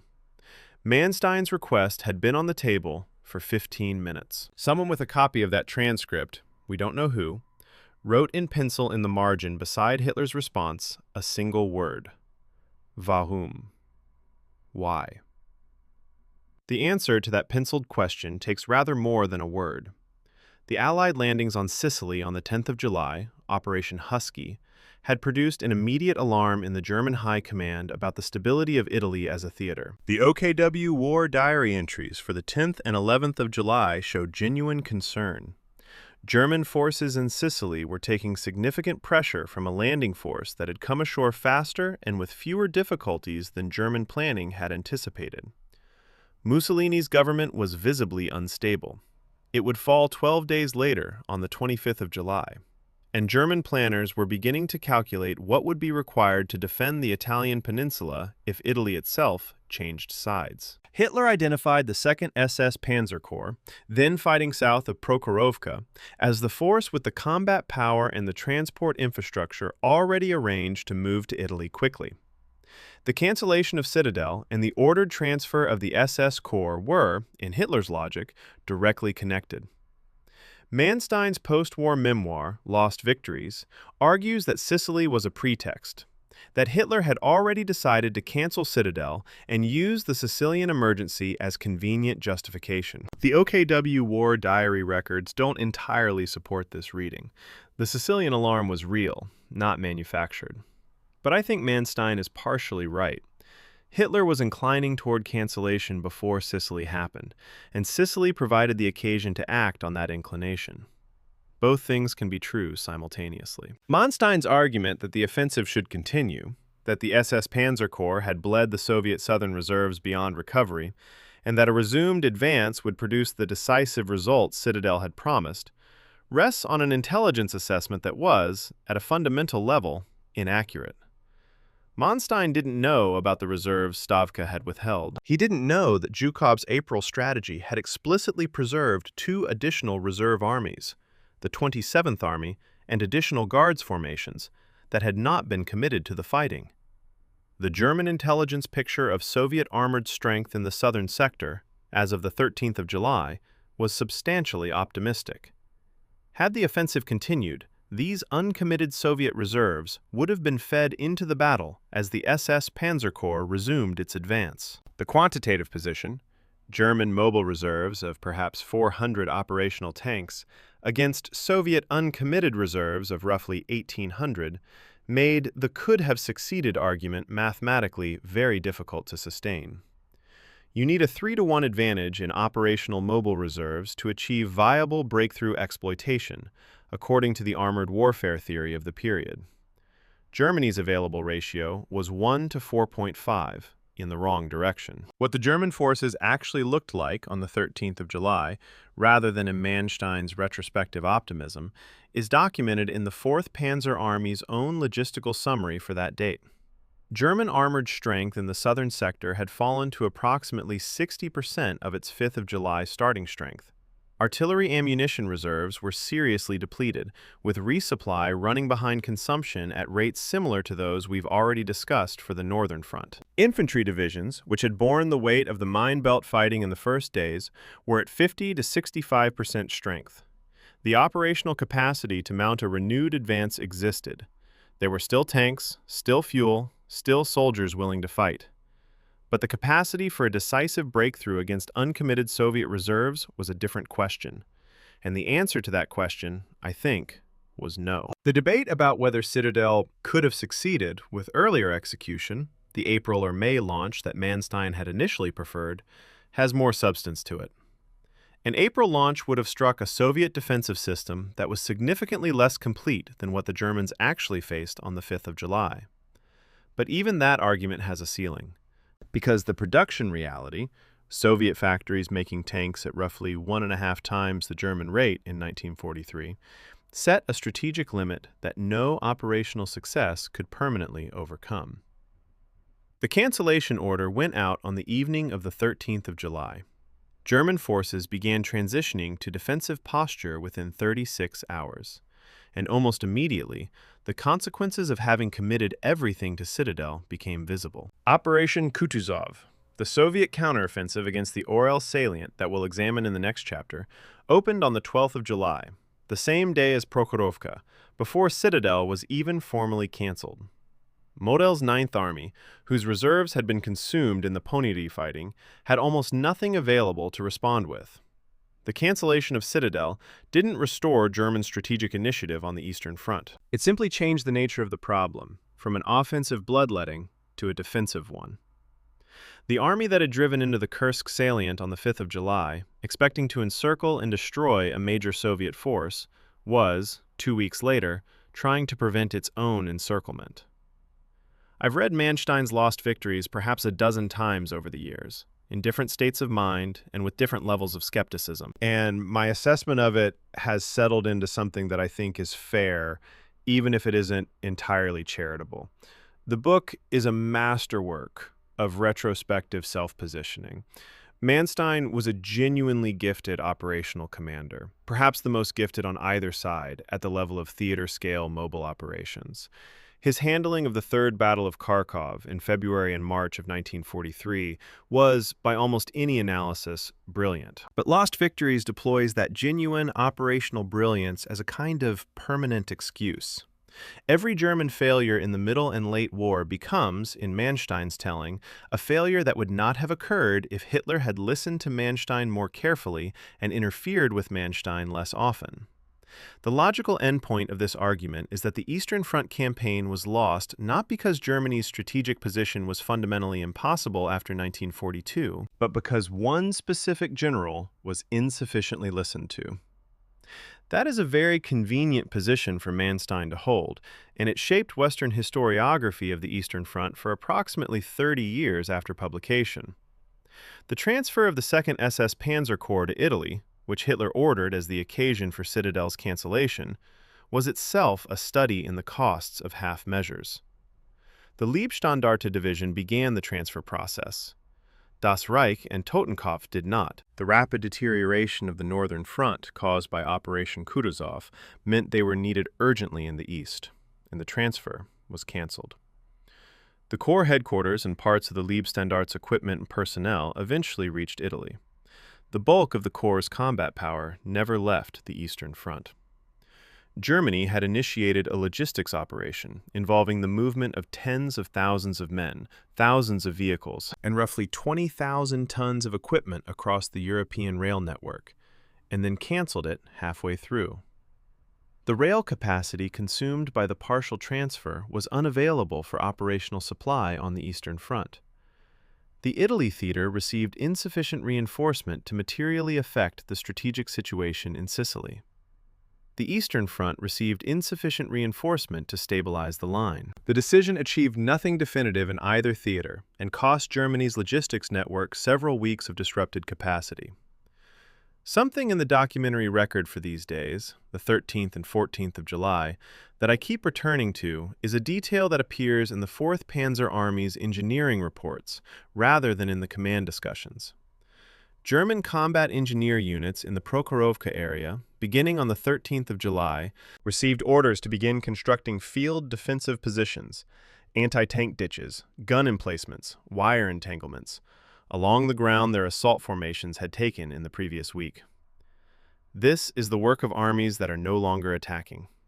It's a different kind of digging than the assault engineering of the first week, done for different reasons by men who understood, at least at the company and battalion level, what the change of mission meant. The engineers who had been clearing Soviet mines to create lanes for advancing tanks were now mining the same ground to slow advancing Soviet tanks. The direction had reversed. The steppe absorbed both sets of work with equal indifference. The Wolf's Lair conference transcript ends with the formal close of the meeting.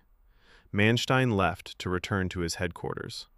The SS Corps transfer order was drafted and transmitted, and on the Eastern Front, in the dust and summer heat of a Ukrainian July, the German army began the long, grinding retreat that would not end until May of 1945. The Vagum, in the margin of the conference transcript, has no recorded author. It might have been a staff officer who disagreed with the decision. It might have been an archivist who found it significant. It might have been someone who simply found the juxtaposition, the 15-minute consideration, and the 2-year consequence inadequately explained. It wasn't, as far as I can determine, ever answered directly.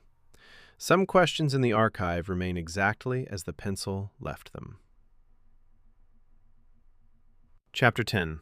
Operation Kutuzov, the Orel Anvil. The night of the 12th and 13th of July, 1943, across the forests and river valleys of the Bryansk region, roughly 1,114 Soviet partisan sabotage teams were moving toward their assigned targets. They had been briefed, equipped, and positioned over the preceding weeks, coordinated by the Soviet Central Partisan Headquarters in Moscow through a network of radio links that had been tested and rehearsed specifically for this operation. Each team had a specific section of railway line to destroy, a specific method to use, and a specific window of time in which to operate. The method mattered enormously.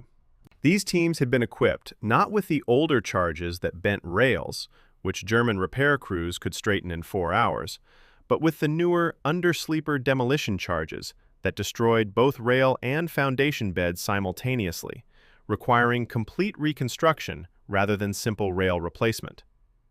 A bent rail takes 4 hours to fix. A destroyed bed takes 4 days.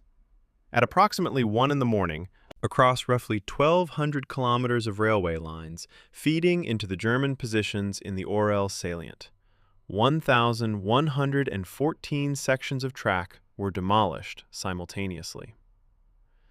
The Orel Salient's supply arteries were severed at the moment the Soviet counteroffensive was about to begin. The partisans were not a supporting actor in Operation Kutuzov.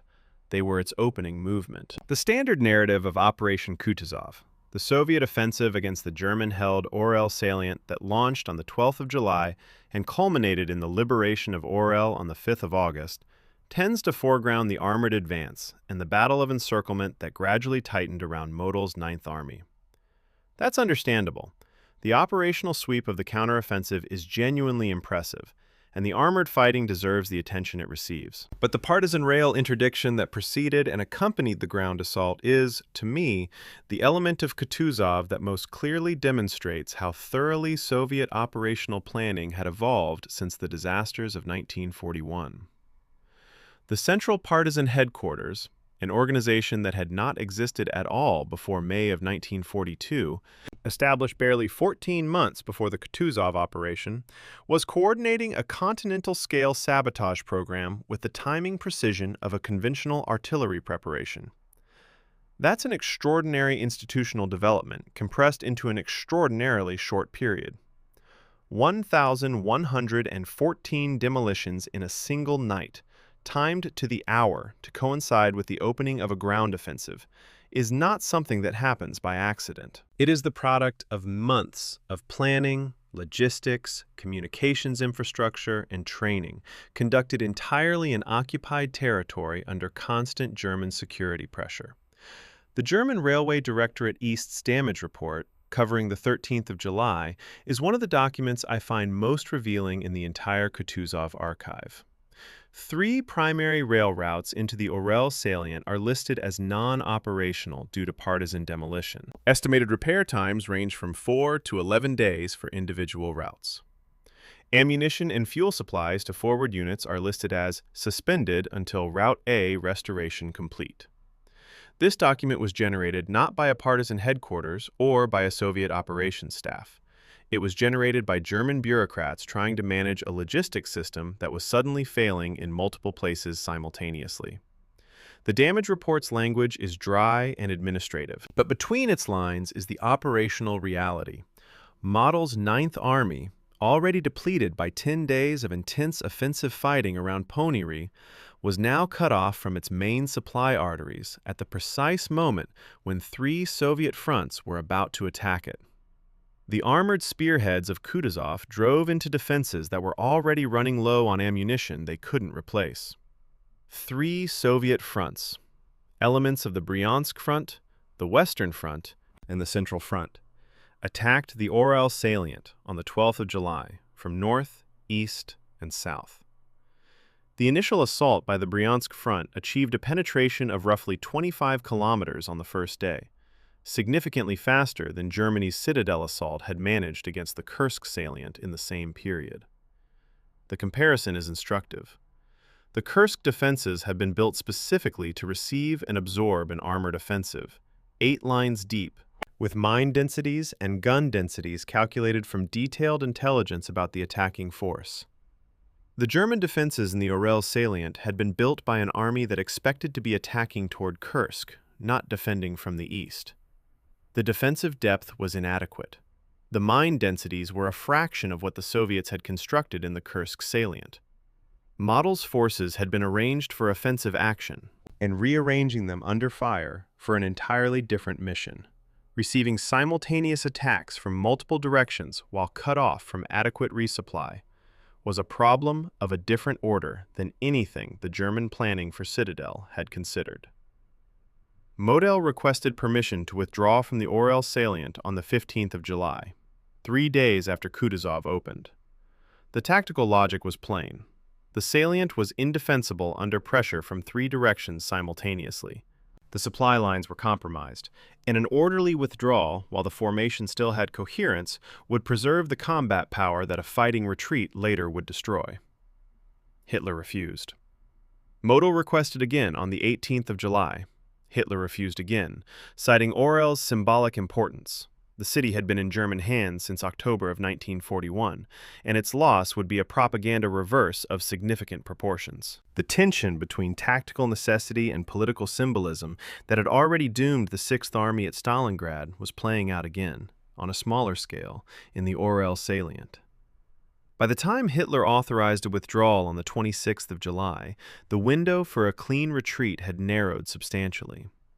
German divisions that might have withdrawn with 65% of their strength ended the Orel operation at 30 to 40%. The additional casualties of the extended defense, the casualties that resulted from the 11-day delay between Model's first request and Hitler's permission, are the most direct material consequence of the political logic that was overriding operational judgment.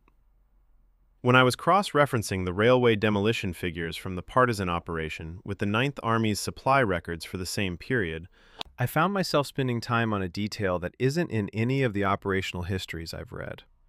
The Soviet partisan demolition teams have been trained, by mid-1943, to distinguish between demolition techniques based on the type of railway infrastructure they were targeting.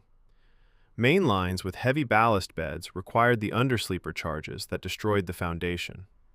Branch lines with lighter construction could be adequately disrupted by simpler methods. The Orel salient's supply network included both types, and the partisan briefing documents apparently specified the correct technique for each assigned target. This level of technical specificity, train different teams with different methods, assign each team to the appropriate target type, is not the work of a guerrilla organization improvising in the field. It's the work of an intelligence and logistics system that had been studying the German railway network in the Orel area for months, mapping it, grading it by importance and construction type, and tailoring the demolition program to maximize the repair time imposed on German engineers. The partisans had become a precision instrument. The Soviet liberation of Orel on the 5th of August prompted Stalin to order the first formal victory salute of the entire war. 12 salvos from 120 artillery pieces in Moscow at midnight. It was a deliberately theatrical gesture. Stalin understood the propaganda value of ceremony in a way that neither Hitler nor Churchill quite matched. And it signaled something that would become a recurring feature of the war's remaining 2 years. Every significant Soviet recapture of a major city would be marked by a salute. The number of guns and the number of salvos were calibrated to the scale of the achievement, and over the following months, the citizens of Moscow became accustomed to the sound of celebratory artillery in the night. For Soviet citizens who had watched the Wehrmacht take city after city in 1941 and 42, the acoustic rhythm of victory was a genuinely significant psychological shift. The artillery of the victory salutes was the same caliber as the artillery at the front, but it was pointing upward. The Orel salient's fall was not simply a tactical reverse for Germany. It eliminated the northern anchoring point of the entire German position in the Central Eastern Front. With Orel gone, Army Group Center's front line had to be pulled back to a new defensive line, Operation Hagen, roughly 150 kilometers further west. Hagen was a prepared position, and the withdrawal to it was, by German standards, competently executed. But it consumed time, fuel, engineering resources, and morale that Army Group Center could not afford to consume in the late summer of 1943. Every kilometer the front moved west was a kilometer closer to Poland, to Belarusia, to the accumulated geography of German strategic depth. The Ninth Army that had launched Citadel with 1,200 tanks and 335,000 men was, by late August, fighting a withdrawal operation with roughly half the armored strength and significantly reduced infantry. The mathematics of decline had a momentum of their own by this point. They would not be reversed. The final partisan action I want to mention from the Kutuzov period isn't the largest or the most operationally significant, but it's the one that, to me, best captures the nature of what the partisan war in the Orel region had become by the summer of 1943. A German railway repair team, engineers assigned to the restoration of one of the sabotaged lines north of Orel, completed repairs on a demolished section during the afternoon of a day in mid-July. They cleared the rubble, relaid the track, tamped the ballast, and tested the line. It was serviceable. That night, the same section was demolished again. The same team returned the next morning. They repaired it again. That night, it was demolished again. This cycle, repair, demolish, went on for 4 consecutive days before the repair team was withdrawn because the security situation made their work untenable. 4 days of German engineering labor, repeated and canceled and repeated again. The line never carried a single supply train in that period. The partisans hadn't won a battle. They'd simply made a specific stretch of railway permanently unusable by the act of waiting. Chapter 11.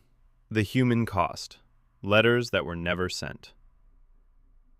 In the German Federal Archives in Berlin-Lichterfelde, in a collection of personal correspondence recovered from the battlefield, there is a letter. It was found on the body of a soldier identified in the collection catalog only by initials, H.K., of the 11th Panzer Division. The letter is dated the 8th of July, 1943. It was never finished and never sent. The handwriting is careful, the hand of someone who understood that letters were permanent in a way that speech was not. The opening paragraphs describe the heat, the dust, the unchanging flatness of the Ukrainian steppe in summer. Then it shifts. The sun is very strong here, H.K. wrote, and the steppe is beautiful in the morning before things begin. I think of the garden. Tell Mother the garden is what I think about. He didn't finish the sentence.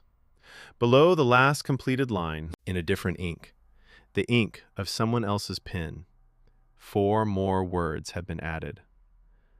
Gefallen 9. Juli. Fallen, 9th of July. Someone, a comrade probably, doing the difficult bureaucratic work that soldiers do for each other in the field, completed the letter with the minimum necessary fact, the day after it was written. The letter ends where the man ended. In the morning, on the steppe, thinking about a garden. The aggregate statistics of the Battle of Kursk, when laid end to end, as they usually are in operational histories, produce a kind of numerical anesthesia. Total German casualties between the 5th of July and the 23rd of August, roughly 200,000 killed, wounded, or missing. Soviet casualties in the same period, approximately 863,000. Nearly 1 million human beings hurt or killed in 7 weeks in an area the size of a middle-sized European country. Those numbers are real, and they are important, and they should not be softened. But they also, paradoxically, make the suffering harder to apprehend rather than easier, because the mind reaches a threshold beyond which more tonnage simply produces more distance. The letter from HK doesn't do that. It does the opposite. It makes the distance collapse into one specific morning, one specific garden, one specific person who was alive on the 8th of July and dead on the 9th. The Soviet side of this human accounting has its own archival texture, different in form, but not in weight. A military correspondent named V. Karpov, embedded with an engineering unit during the mine-laying phase of the defensive preparation, published a dispatch in Krasnaya Zvezda in August of 1943 that described the night work of laying anti-tank mines close to the front lines.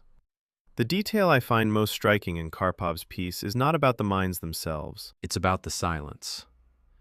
They worked without speaking, he wrote, because the enemy was close enough to hear voices, and because there was nothing to say. The work said everything. A few paragraphs later, he described one of the sappers, a young man from a collective farm near Voronezh, the correspondent wrote, without giving a name, who paused in his work and looked at the mine he'd just buried in the earth. He covered it over carefully, Karpov wrote, as if he were tucking something in. It's a strange image. A mine, which is designed to damage and destroy, being treated with the gesture of something fragile and sleeping. But I think Karpov understood something about the psychology of that work that no operational report captures. The way the men laying the mines had invested them with the weight of everything they were trying to protect. The German field hospital records for the 4th Panzer Army sector, covering the first 2 weeks of July, record casualties not by name but by wound category and triage classification. The medical war diary for the 10th of July notes the arrival of 127 burn casualties from tank crews. 43 are classified in the most serious wound category. Surgical capacity is at 140% of the designed operational load. These entries continue with similar figures for the 11th and 12th of July. The abstraction of soldiers into wound categories, penetrating, burn, blast, crush. Is the medical system performing its necessary function, which is to manage overwhelming volume through efficient triage? It's also, from a historical distance, one of the stranger documents of industrialized warfare. Human beings entering one end of an administrative system as named individuals in named units, and emerging, in the official record, as data points in a wound distribution chart. The medical war diary for the entire Citadel period processed approximately 12,400 surgical cases in 10 days. At an average of 45 minutes per major procedure, the surgical load across the Army's medical service amounted to roughly 9,300 surgeon hours. The logistics of anesthetic agents, blood plasma, sterile dressings, and surgical instruments for this volume required a dedicated supply chain that competed with ammunition and fuel for every available ton of rail capacity. The primary cause of death among German tank crews at Kursk was fire. When an armor-piercing projectile penetrated German tank armor, and the majority of fatal penetrations came from the flanks or rear, where armor was thinnest, The most common secondary effect was the ignition of stored ammunition or fuel. German tanks of this period stored ammunition in unprotected racks along the fighting compartment walls. A penetrating round, or its fragmentation, could initiate a propellant fire within a very short interval.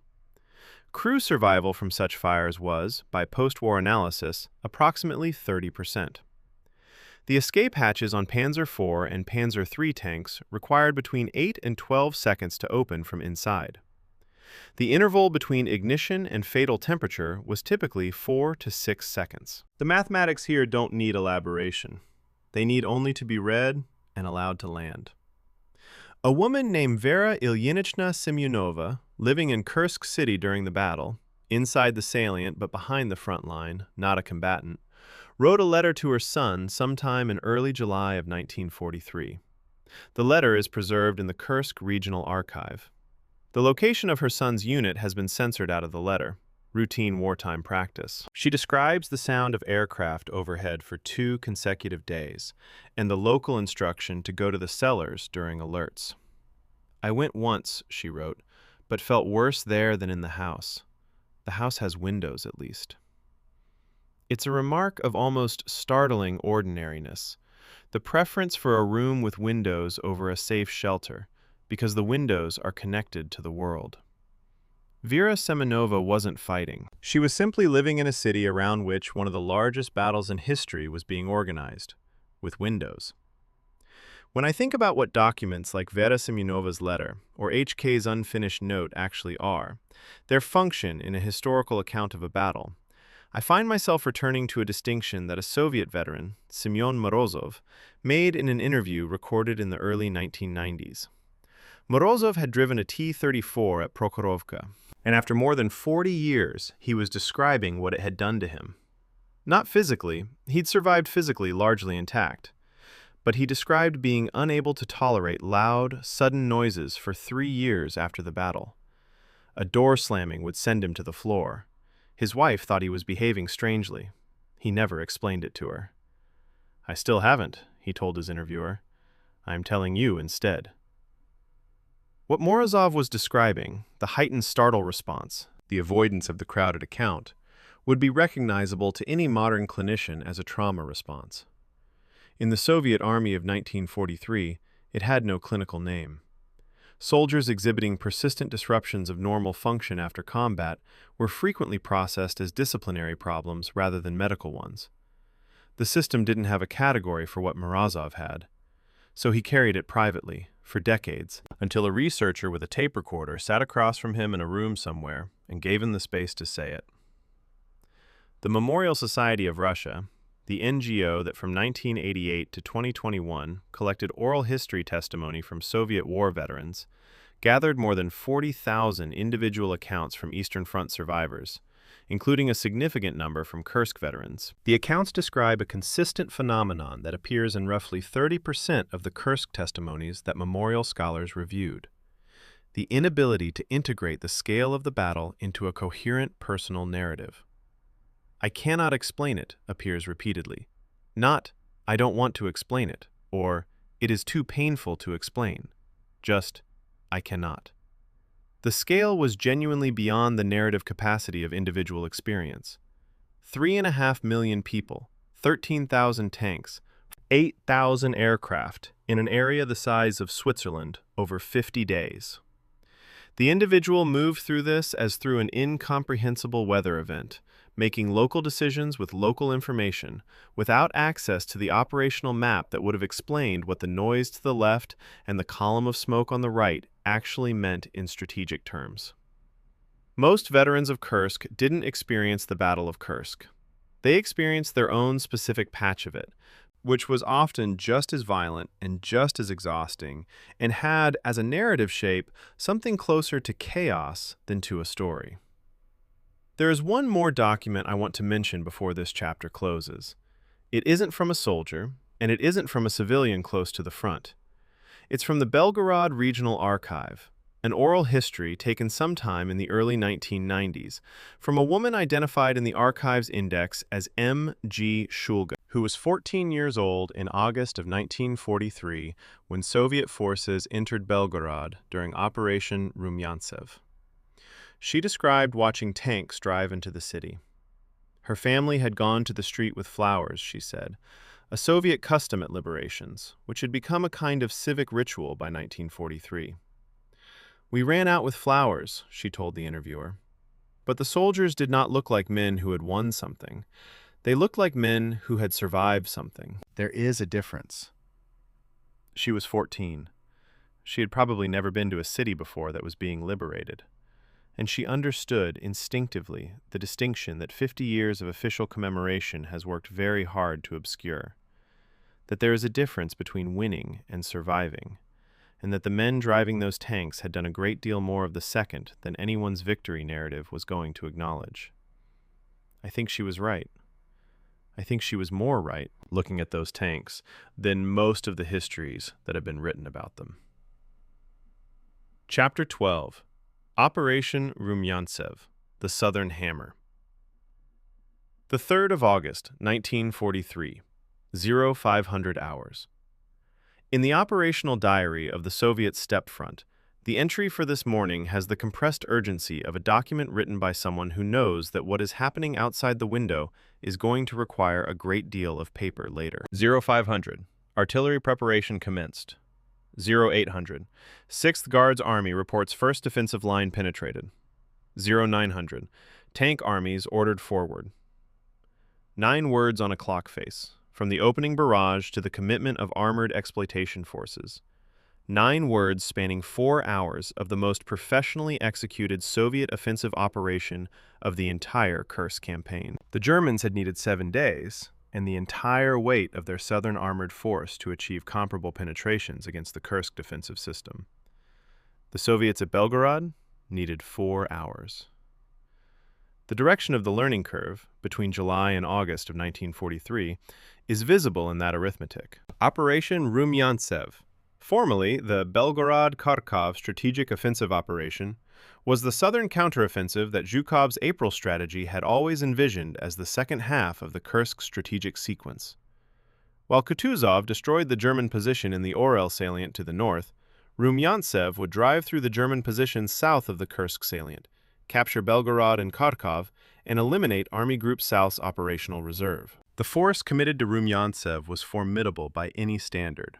Approximately 980,000 men across the Voronezh and Steppe fronts, 2,439 tanks and self-propelled guns, and 12,627 artillery pieces.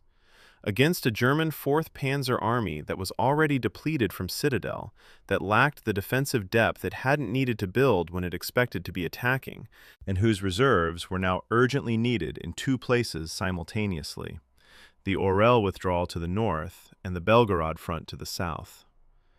The artillery preparation on the morning of the 3rd of August expended approximately 3,200 tons of shells in a 2-hour period, a rate of roughly 26 tons per minute across a 60-kilometer attack frontage. Calculated per kilometer of German defensive front, this represents approximately 53 tons of high explosive delivered to each kilometer of defended territory in 120 minutes. A German defensive position that hadn't been hardened to the multi-line depth of the Kursk salient simply ceased to function as an organized fighting entity within the first 20 minutes of that bombardment. The guns that produced this effect weren't dispersed across multiple German approaches in a way that spread their impact thin. They were massed. The Soviet artillery division structure that had enabled the Kursk counter-preparation barrage in July was being applied here on an even larger scale, with the accumulated experience of a month of successful counteroffensive operations behind it. What made Rumyantsev succeed so rapidly wasn't just the artillery preparation, though that was decisive. It was the exploitation mechanism that Soviet planners had been developing and refining since the early days of the counteroffensive. The Soviet concept of the Podvizhnaya Grupa, the mobile group, was, by August of 1943, a refined instrument. A mobile group was a combined arms team of tanks, motorized infantry, self-propelled artillery, and bridging engineers, held in deep echelon behind the main assault divisions and tasked with a specific exploitation mission once breakthrough was achieved. The key innovation was in how mobile group commanders were briefed and prepared. They received their exploitation orders in detail before the battle began, with pre-planned routes, contingency missions for different penetration depths, and pre-arranged coordination with supporting aircraft. When Vatutin's assault divisions reported breakthrough at 0800 on the 3rd of August, the tank army commanders didn't need to request instructions or wait for orders to be drafted. They had their orders. They moved at 0900, 1 hour from breakthrough report to exploitation force in motion. By comparison, the German armored exploitation operations at the start of Citadel, which required command decisions made in response to unfolding events, took considerably longer to generate movement. Belgorod fell on the 5th of August. The announcement came through Soviet radio channels in the evening, and Stalin ordered the double salute for both Orel, liberated on the same day by Kutuzov, and Belgorod, liberated by Rumyantsev. 224 guns firing in Moscow. It was, in its way, a strategic communication as much as a celebration. Both pincers of the Soviet summer counteroffensive had reached their first phase objectives on the same day. The synchronization was not accidental. Zhukov's April strategy had explicitly called for simultaneous operations on both shoulders of the salient, precisely to prevent Germany from shifting reserves from one front to the other. If Orel and Belgorod fell on different days, Germany could move reserves from the stable front to the threatened one. If they fell on the same day, there was no stable front from which to move. The two salvos of the Moscow salute were the acoustic announcement that this synchronization had been achieved. The German response to Rumyantsev's breakthrough was the only response available to a force in Manstein's position: counterattack with the SS Panzer Corps, which had been partially refreshed since Citadel and Prokhorovka. The counterattack, launched in the period around the 11th and 12th of August, achieved local success north of Kharkov, temporarily stabilizing a section of front that Soviet armor had been pressing south through. The after-action German assessments present this as evidence of the situation being not yet irretrievable, and Manstein's memoirs describe this period with characteristic optimism. But the Soviet operational records for the same days show something that makes the German optimism difficult to sustain. While the SS Corps was stabilizing one section of front north of Kharkov, 3 Soviet rifle armies were bypassing the city from the east and south, working around the temporarily held line in a movement that would, within days, threaten the encirclement of everything Manstein was trying to hold. The tactical success of the SS counterattack was strategically irrelevant, because it was addressing one problem while 3 others developed simultaneously. I find Ivan Konyev's story, at this point in the campaign, one of the more compelling individual arcs in the entire Kursk narrative. Konyev was commanding the Steppe front, the formation responsible for the exploitation phase of Rumyantsev once the Voronezh front's assault divisions had achieved breakthrough. He was not, in August of 1943, a figure of particular public renown. But what I find genuinely striking, when I cross-reference his Steppe front operational decisions in August with his earlier record, is the distance between the officer who, in October of 1941, had presided over one of the war's most catastrophic Soviet defeats, the Vyazma encirclement, in which German armor had destroyed or captured hundreds of thousands of Soviet soldiers in a matter of days, and the officer who, in August of 1943, was executing the kind of deep armored exploitation that the Germans had used to produce that disaster. Konev had, in 2 years of the most brutal operational education available, learned the thing that had defeated him. The Soviet army, in miniature, embodied in one officer's career. The encirclement threat to Kharkov developed rapidly through the 2nd and 3rd weeks of August.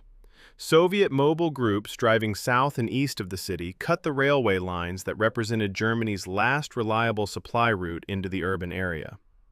By the 20th of August, German intelligence was calculating that the window for an orderly withdrawal of the Kharkov garrison, roughly 18 divisions, was measured in hours rather than days.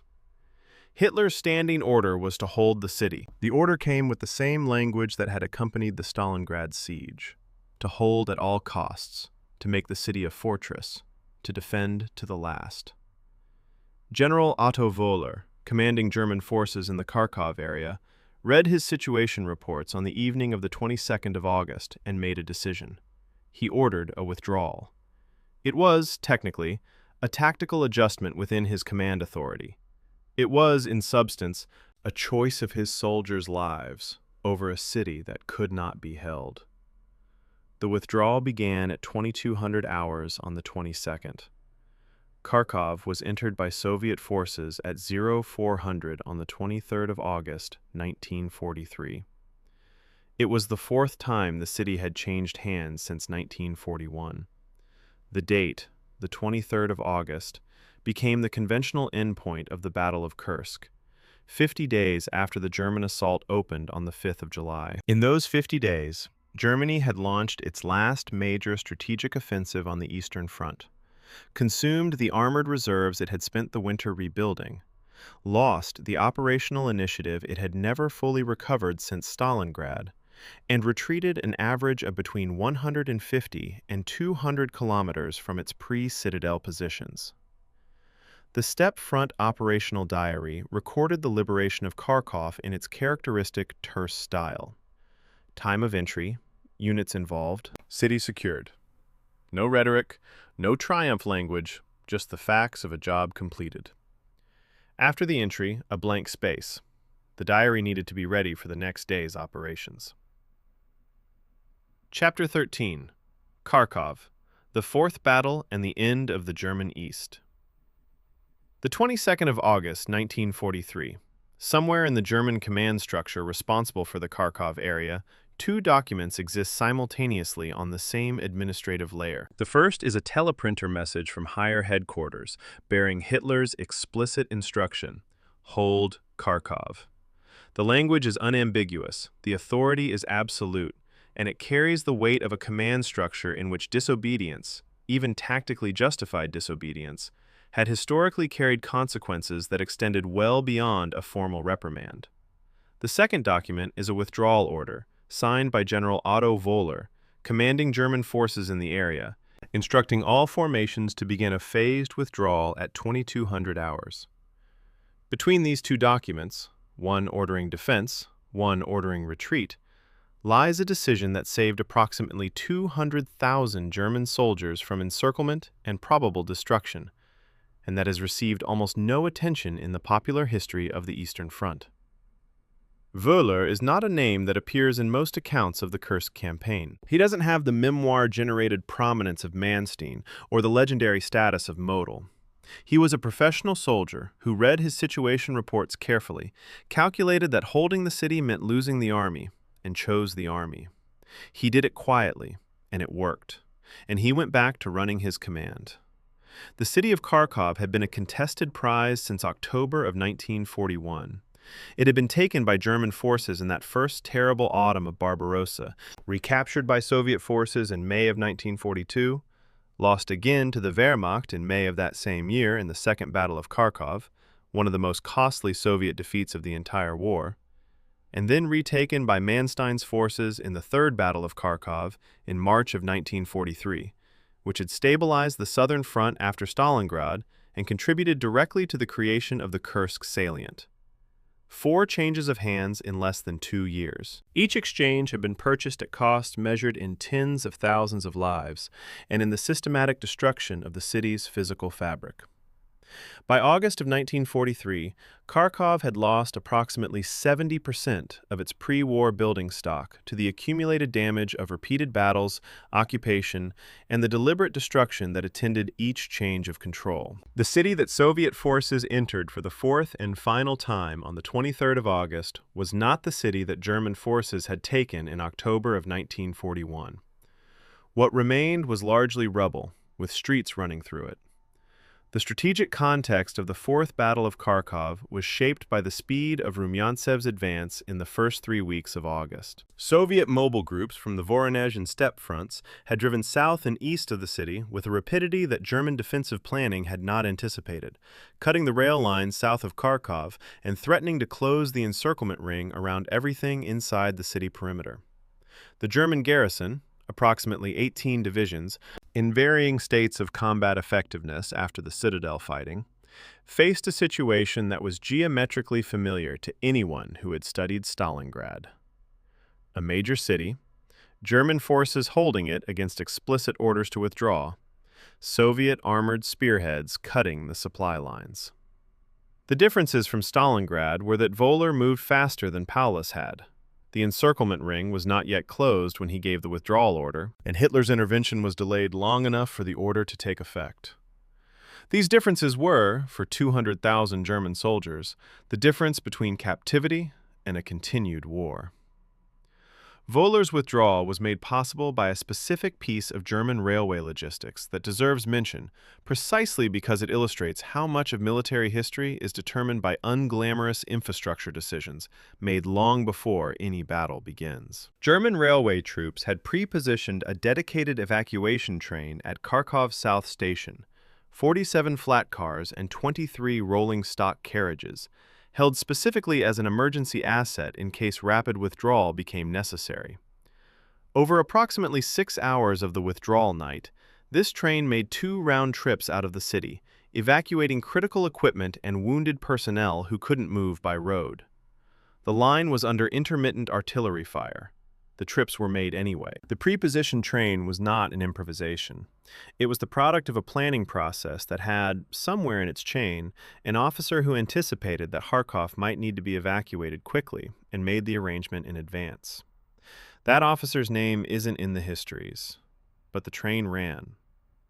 The Soviet entry into Kharkov on the 23rd of August has a documentary texture that I want to spend some time with, because it captures something about the experience of liberation that the operational histories gloss over. The 53rd Army's Liberation Report, dated the 23rd, records the entry time, the routes used, and the immediate tactical dispositions of the leading formations. Standard operational language.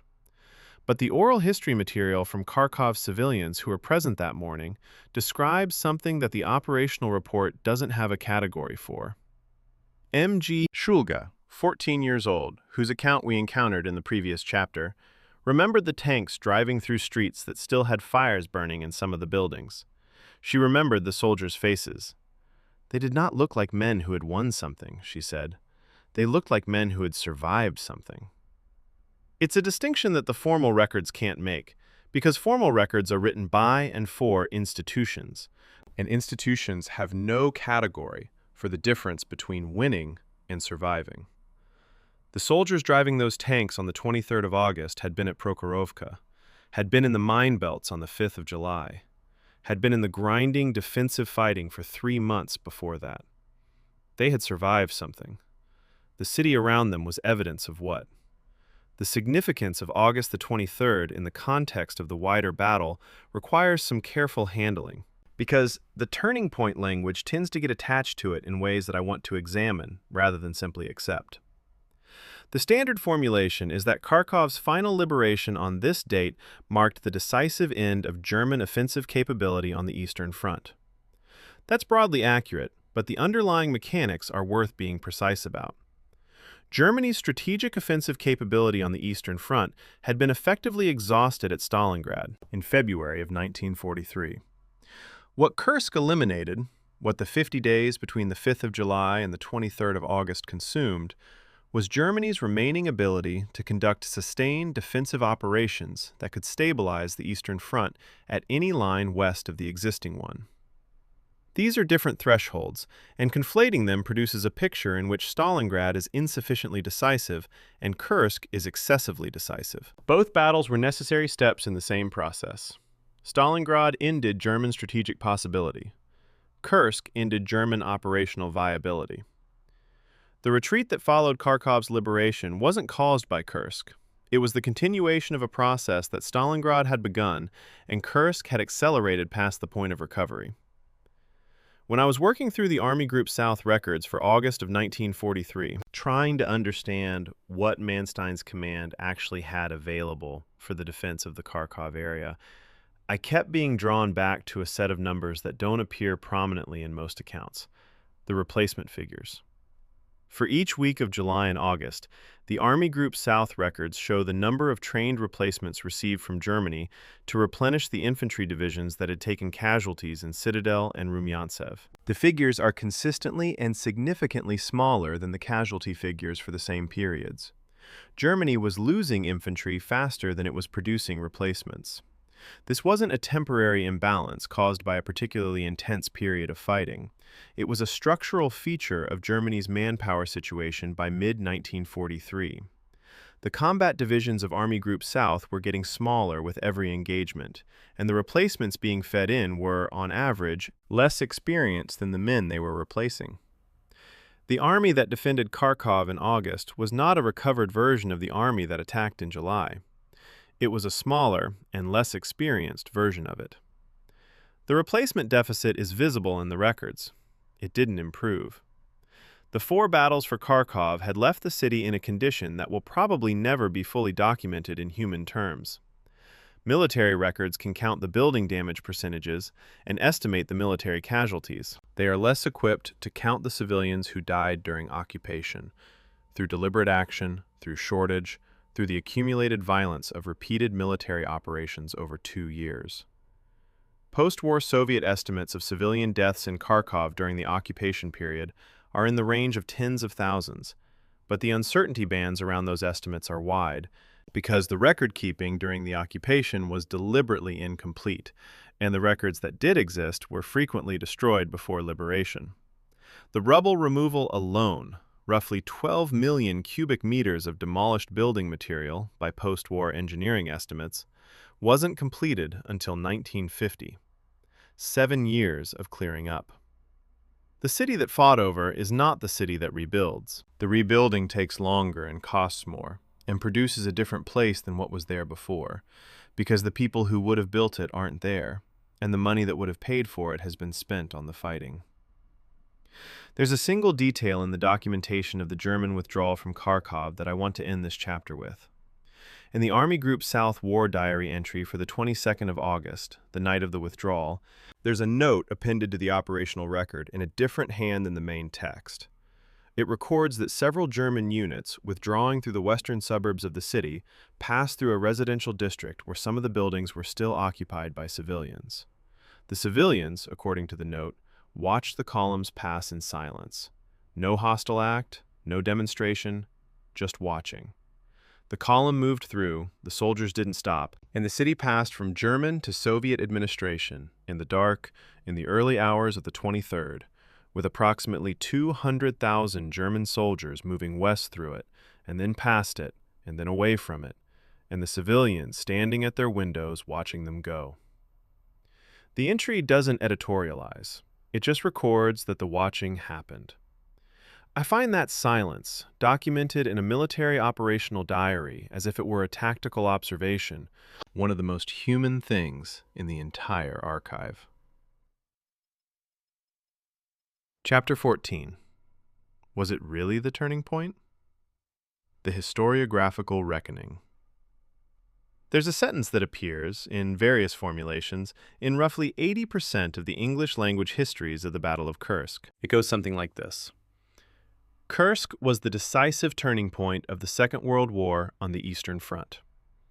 Sometimes it's qualified slightly, one of the decisive turning points, and sometimes it isn't qualified at all. David Glantz, whose operational analyses of the Eastern Front are among the most rigorous in the scholarly literature, noted in his introduction to the subject that the phrase turning point had, by the time he was writing, become a historical formality rather than an analytical claim. He was right. It has become the kind of sentence that closes a chapter or introduces a documentary segment, and whose job is to signal significance rather than establish it. I want to spend this chapter actually establishing it, or, in some important ways, complicating it, because the turning point formulation conceals more than it reveals, and what it conceals happens to be the most interesting part of the story. The first complication is chronological. If we are going to assign a moment at which Germany's strategic position on the Eastern Front became irreversible, the moment at which the war in the East could not be won, that moment is Stalingrad, not Kursk. The fall of the Sixth Army in February of 1943 removed not just a specific formation, but the reserve of manpower, equipment, and strategic confidence that Germany needed to maintain the offensive posture on the Eastern Front that its entire war strategy required. After Stalingrad, Germany was defending a front that was too long for its available forces, with a manpower replacement rate that couldn't keep pace with attrition, against an enemy whose industrial output was already exceeding Germany's in the categories that mattered most. Kursk didn't create that situation. It confirmed and accelerated it. The distinction matters, because misassigning the turning point to Kursk rather than Stalingrad produces a narrative in which Kursk was a close-run thing, a battle that could have gone the other way, when in fact the strategic trajectory had been set months before the first Tiger crossed the start line on the 5th of July. The second complication concerns the tank loss figures, and this is where the historiographical debate becomes genuinely interesting rather than merely definitional. The figures most commonly cited in popular histories of Kursk, German tank losses of somewhere between 1,200 and 3,000 vehicles destroyed, derive substantially from Soviet official histories published in the 1960s and 70s, which were themselves based on inflated Soviet kill claims of the kind we've examined in the Prokhorovka chapter. Post-Soviet archival work by Zetterling, Frankson, Zamulin, and the German historian Roman Tuppel has produced a revised picture with significantly different numbers. German irrecoverable armored vehicle losses during Operation Citadel specifically are now placed in the range of approximately 760 to 1,200 vehicles destroyed, significant but replaceable within Germany's production capacity for the remainder of 1943. Soviet losses during the same period, including the counteroffensives, ran to approximately 6,064 tanks by the most careful recent estimate. The Soviets lost more tanks at Kursk than the Germans did. The Soviets won the battle. These two facts require an explanation that goes beyond tank versus tank arithmetic. The explanation is production. Soviet tank production in 1943 ran to approximately 15,812 vehicles. German production of tanks and assault guns combined for the same year was approximately 10,700. The difference, roughly 5,000 vehicles, exceeds the entire German armored force committed to Citadel. In the time it took Germany to plan, delay, launch, and cancel Operation Citadel, the Soviet Union produced, delivered, and crewed enough tanks to replace the entire German armored strength on the Eastern Front. This isn't a rhetorical point. It's the mathematical foundation on which the battle's outcome rests. Germany could afford to lose fewer tanks than it lost. The Soviet Union could afford to lose more tanks than it lost, and still have enough to continue. When you understand this, the "could Citadel have succeeded" debate takes on a different character. Even granting the lost victory argument its most generous interpretation, an April launch against incomplete Soviet defenses, achieving the planned encirclement, destroying major Soviet forces in the Salient, the production arithmetic sets a ceiling on what any tactical success could achieve strategically. A German victory at Kursk in April of 1943 would have been a victory against an enemy that was producing tanks faster than Germany could destroy them, using a force that Germany couldn't replace at the rate it was consuming them. I want to address the "could have succeeded" argument directly and fairly, because I think it deserves better than dismissal. The historians who advance it, Zetterling and Frankson in their statistical analysis, parts of the Newton-edited German view, and various operational researchers who have modeled the April launch scenario, make a legitimate point when they argue that Soviet defensive preparations in April were significantly less complete than in July. The mine density in April was perhaps a third of what it reached by July. The anti-tank gun dispositions were still being worked out. Several of the defensive lines were incomplete. A May launch against this incomplete system would have faced different odds than the July attack actually faced. I accept this argument. Where I don't accept it is in the next step. The assumption that German success in breaking through an incomplete Soviet defensive system would have translated into strategic recovery. That step requires ignoring the production figures, and the production figures don't care about operational elegance. The convergence of three independent scholarly traditions, Swedish, Russian, and German, on broadly consistent revised figures for the battle's losses is, to me, one of the genuinely interesting epistemological events in the historiography of the Second World War. Zetterling working from German records, Zamulin working from Soviet records, Tuppel working from both, all arriving at conclusions that are broadly consistent despite having started from different archival bases and different national historiographical traditions. This kind of convergence, where independent researchers with independent sources reach similar conclusions, is as close to historical certainty as this material is likely to get. The persistent gap between this consensus and what most popular accounts of Kursk still say is a function of publication volumes and citation networks rather than evidential quality. The 1.2 million copies of the Soviet official history with the inflated figures are still out there. The scholarly corrections are in journals with circulation figures measured in thousands. Myth has the advantage of scale. It usually does. When I was cross-referencing the production figures with the casualty rates to try to identify at what point during the battle the strategic equation became irreversible, not the war, just this specific battle, I found myself spending a long time with a single week of data, the period from the 12th to the 19th of July. In that week, the Battle of Prokhorovka occurred and ended inconclusively. Operation Kutuzov broke through the Orel salient's defenses and began the liberation sequence that would reach Orel on the 5th of August. Hitler canceled Citadel, and Soviet tank production delivered approximately 304 new vehicles to the Eastern Front from Ural and Siberian factories. In 1 week of fighting, Prokhorovka consumed 546 Soviet armored vehicles. In the same week, Soviet industry replaced roughly 300 of them. The replacement rate was approximately 55% of the loss rate at Prokhorovka specifically. But Prokhorovka was the most expensive single day of the entire campaign. At normal operational consumption rates, Soviet production was broadly keeping pace. Germany's, at equivalent loss rates, wasn't. The turning point question has a version that I think is actually defensible rather than formulaic, and it goes like this.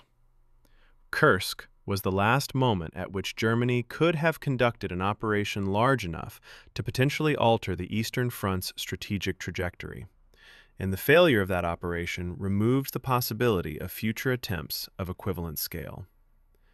That's different from saying Kursk turned the war, as if the war had been going in Germany's favor until July 1943 and reversed after it. The war had been going against Germany since Stalingrad. What Kursk eliminated was the last theoretical possibility of reversing that trend through a single large armored offensive. After Kursk, there would be no more citadels, not because Germany didn't try, but because Germany no longer had the armored reserve to mount one. The Panther and Tiger production that continued through 1943 and 44 fed directly into defensive battles and local counterattacks, never again accumulating into a concentration comparable to what was committed on the 5th of July.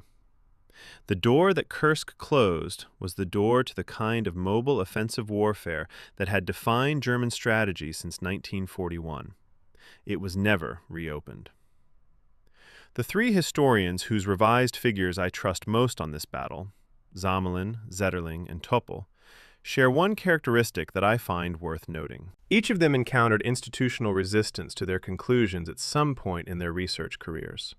Zamulin reportedly faced pressure from the Prokhorovka Museum Administration not to publish figures that contradicted the official version. Zetterling and Frankson's statistical analysis was initially dismissed in some quarters as an attempt to rehabilitate German military performance rather than establish historical accuracy. Tuppel's work, published in German and only recently translated, required years of archival persistence through documentation that multiple previous researchers had concluded was too fragmentary to support definitive conclusions. The revised history of Prokhorovka and Kursk exists because three researchers in 3 countries decided that the archival evidence mattered more than the comfortable version. That's not a common decision. Most of the comfortable version of history is comfortable precisely because the people who could complicate it decided not to. Chapter 15. What the Survivors Carried. Sometime in 1991, in a room in a Russian city whose name isn't recorded in the interview transcript, a man named Semyon Ivanov Morozov sat across from a researcher with a tape recorder and described what the Battle of Prokhorovka had done to him. Not the battle itself. He didn't spend much time on the battle, beyond establishing that he'd driven a T-34 in the engagement on the 12th of July. What he described was the aftermath, measured not in official records, but in the texture of his own life afterward. For 3 years after the battle, he said, a sudden loud noise, a door slamming, a vehicle backfiring, would send him to the floor. His wife didn't understand it. He never explained it to her. I still haven't, he told the researcher. Then he paused. Then, I am telling you instead. The interview was conducted by a researcher from the Memorial Society, the Russian NGO that spent 3 decades collecting oral history from Soviet war veterans before it was forcibly liquidated by the Russian government in 2021. Morozov was 68 when the interview was recorded. He had been carrying what he described for 48 years. He'd found nobody to put it down with until a researcher with a tape recorder gave him the space. The Memorial Society's archive, before its dissolution, contained testimony from more than 40,000 Eastern Front veterans. A significant subset of these accounts came from Kursk veterans, tank crews, infantry, engineers, artillerists, medical personnel, and civilians who had been in the salient during the fighting. Memorial scholars who reviewed the Kursk testimonies identified a consistent pattern in approximately 30% of them, a specific kind of inability, not unwillingness, to narrate the battle coherently. I cannot explain it appears repeatedly. Not, I choose not to explain it, not, it is too painful, just the flat admission that the experience had been too large or too fragmented or too far outside the vocabulary of ordinary life to be given the shape of a story. This is a recognizable phenomenon. Researchers who study trauma testimony from various extreme events have documented it across different cultures and different periods. But its specific prevalence in Kursk testimonies is, to me, historically significant. The battle was, by the measures we use for these things, simply too large for individual experience to contain as narrative. 3.5 million people, 50 days, an area the size of Switzerland. The individual moving through this had access to perhaps a few hundred meters of it at any given moment. The rest was noise, smoke, and the assumption that something was happening, somewhere, that made one's own piece of it necessary. Rotmistrov's late career relationship with his own history is worth examining here, because it's one of the more humanly complex documents of the Soviet veteran experience. In his 1984 memoir, The Steel Guard, published when he was in his late 70s, and when the Soviet Union was still intact, and its official histories were still authoritative, Rotmistrov maintains the version of Prokhorovka that he had constructed in the July 14 report 2 days after the battle. The triumphalist framing, the inflated German losses, the emphasis on the battlefield remaining in Soviet hands. The memoir was a product of its institutional context.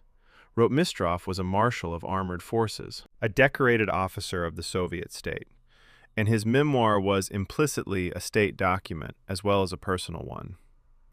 But in a later interview, conducted in the early 1990s, as the Soviet Union was dissolving and the institutional pressure that had shaped the memoir was relaxing, he was asked a more direct question: whether the losses at Prokhorovka had been justified. He paused, according to the interviewer's account, for a long time. Then, we stopped them. That was all we needed to do. Whether it was beautiful? That I cannot tell you. It isn't quite a retraction of the memoir's version, but it's a different register. The register of a man speaking for himself rather than for a record, and finding that the honest answer to the question is smaller and quieter than the official version had been. Werner Kempf, whose Panzer Group had fought on the southern shoulder of Citadel, gave post-war testimony that was collected and edited by Stephen Newton. Kempf described the experience of the Kursk fighting from the German command side in terms that, I think, tell us something important about the psychology of the German command culture in the Middle War. He spoke of a permanent state of knowing you have already failed and continuing regardless. It's a remarkable formulation.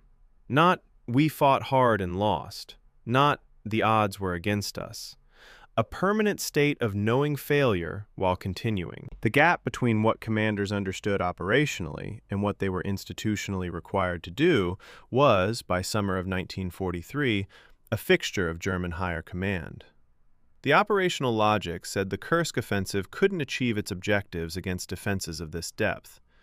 The institutional logic said the offensive must proceed because the alternatives were worse. Kempf and others like him lived in the space between those two logics, and that space appeared in their testimony as something that didn't have a word yet for what it was. The specific way that combat stress presented in Soviet and German veterans of Kursk, and wasn't treated, because neither army had a treatment framework, is a piece of the battle's human accounting that the operational histories inevitably exclude. The German Wehrmacht used the First World War category of Kriegsjitterer, war trembler, to describe soldiers who exhibited persistent disruptions of normal function following combat. The term attributed the symptoms to physical shock rather than psychological mechanism, and the treatment approach was correspondingly physical. Rest, possibly medication, return to duty. Soviet military culture was less medically generous. Persistent disruption of function was frequently processed as a disciplinary matter, since the alternative, acknowledging that combat could produce lasting psychological damage in healthy soldiers, was institutionally inconvenient for a military culture that required soldiers to continue functioning through conditions that were objectively extreme.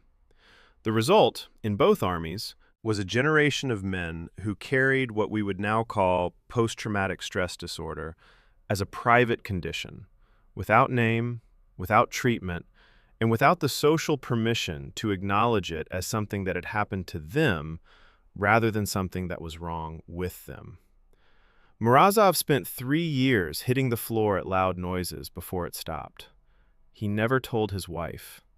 He told a researcher with a tape recorder 48 years later, when there was finally space for it. The Memorial Society's archive is now, as of the time of writing, in a condition of uncertain preservation.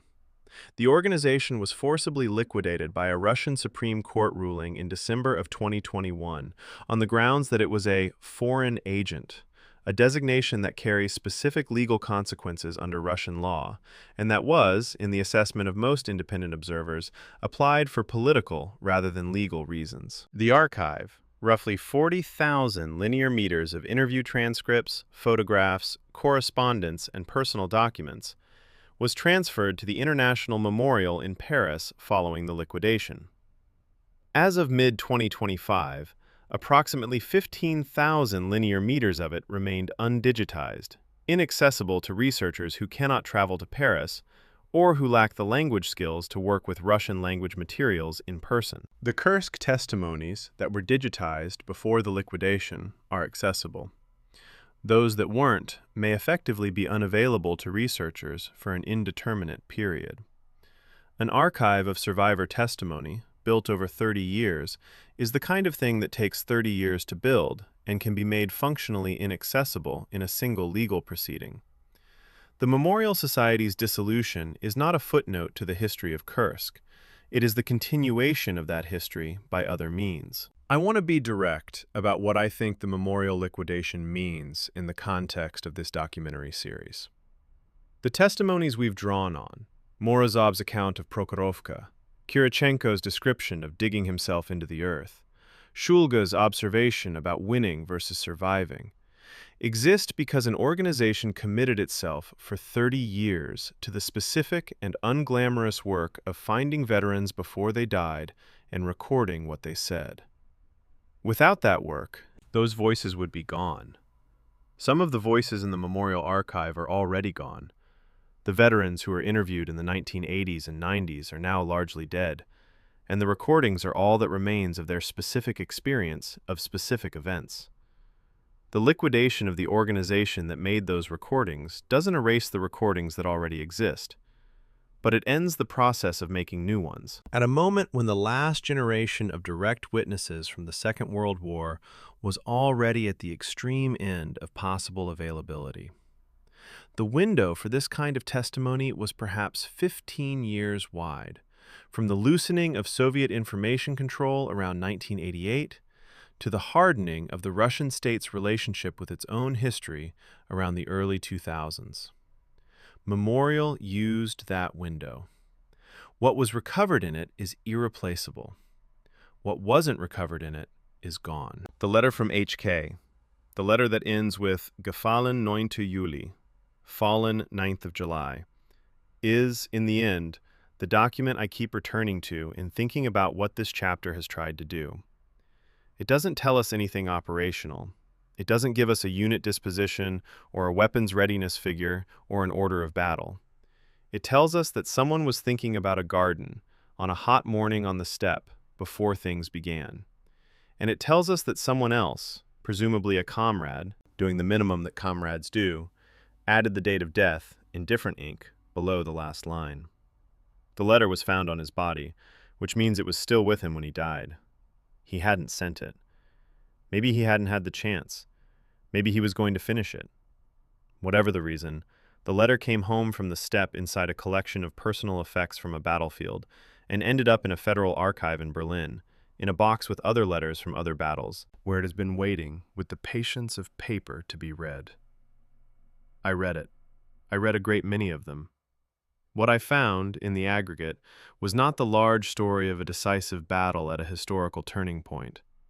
I found the small story, repeated roughly 3.5 million times, of ordinary people moving through incomprehensible events, thinking about gardens, trying to find somebody to put the weight down with. Chapter 16.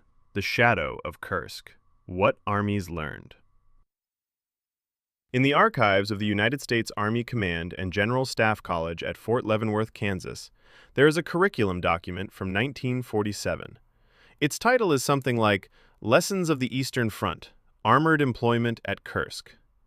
The document was authored by a team that included 2 German officers, former Wehrmacht commanders who were by then consulting for the American military, 1 British liaison officer, and no Soviet participants. No Soviet participants in a document analyzing a battle that the Soviet Union had won.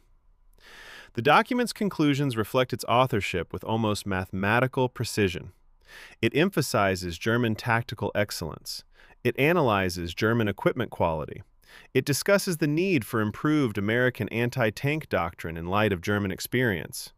It says almost nothing substantial, nothing operational, about Soviet defense in depth, about the mine-laying methodology, about the artillery division structure, about the simultaneous counteroffensives, about any of the things that actually determined the battle's outcome.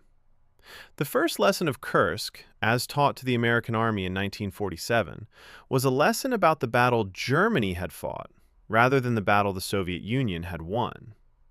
It was, by almost every measure, the wrong lesson. How the American Army came to teach itself the wrong lesson from Kursk is a story about archive access and the politics of military knowledge, rather than about professional incompetence.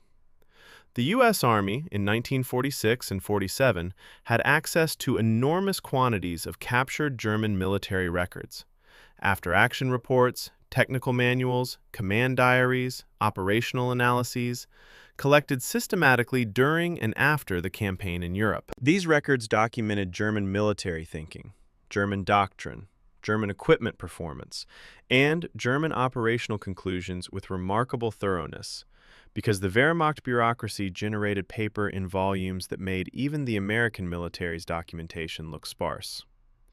Soviet records, by contrast, were completely inaccessible. The Soviet Union had not been defeated. Its archives were not available. The American Army could read the German account of every battle on the Eastern Front in exhaustive detail. It could read the Soviet account of none of them. The resulting curriculum was inevitably a German-filtered account of battles that the Soviets had ultimately won, analyzed for lessons that the losers considered significant. It was accurate as far as it went. It just didn't go very far. The Soviet military, drawing lessons from the same battle from the opposite side of the archive, reached conclusions that were fundamentally different in character and scope.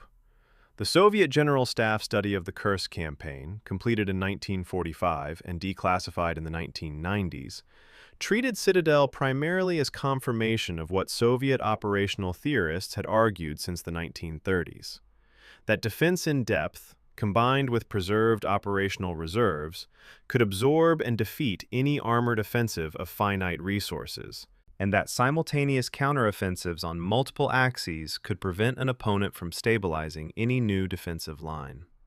These ideas had roots in pre-war Soviet military theory, specifically in the work of Marshal Mikhail Tukhachevsky, who had developed the mathematical framework for deep operations before being executed in Stalin's purges of 1937. Tukhachevsky had been posthumously rehabilitated in 1963. His mathematics, as applied at Kursk, had been confirmed empirically 16 years after his death by the battle he never lived to see. The Soviet lessons from Kursk fed directly into the post-war doctrine codified in the 1944 Field Service Regulations and carried forward, with modifications, into the Cold War operational planning that formed NATO's worst-case Warsaw Pact invasion scenarios. The Yom Kippur War of October 1973 brought the Kursk lessons to the attention of the American military in a way that the 1947 Fort Leavenworth study had failed to do. When Egyptian forces crossed the Suez Canal on the 6th of October, and Israeli armored counterattacks ran into massed Soviet-supplied anti-tank missile systems, specifically the Sagar anti-tank guided missile, deployed in the defensive in-depth formation that Soviet doctrine had been refining since 1943, the results were a shock to Western military establishments that had not fully absorbed what defense in depth combined with massed anti-armor weapons actually looked like from the receiving end. Israeli tank losses in the first 3 days of the fighting ran to approximately 400 vehicles. The Israelis were using essentially the armored assault doctrine that the German army had used at Kursk. Concentrated armor, driving against a prepared defensive position, expecting firepower superiority to overwhelm the defense at the point of contact. The Egyptian defensive system, which had been designed with Soviet advisors and Soviet doctrine, was essentially a miniaturized version of the Kursk southern defensive belt. The results were correspondingly similar. It took the Israeli army roughly 72 hours of catastrophic loss before adjusting its tactics to the actual threat environment. It then adapted effectively, but the initial shock was real, and it was produced by a failure to draw the correct lessons from a battle fought 30 years earlier. The American military's response to the Yom Kippur shock was, in institutional terms, unusually rapid. General William Depew, who became the first commander of the U.S. Army Training and Doctrine Command in 1973, initiated a systematic re-examination of Eastern Front battle analysis that the Army had, in effect, been avoiding since 1947. The German officers who had consulted on the 1947 curriculum were re-interviewed.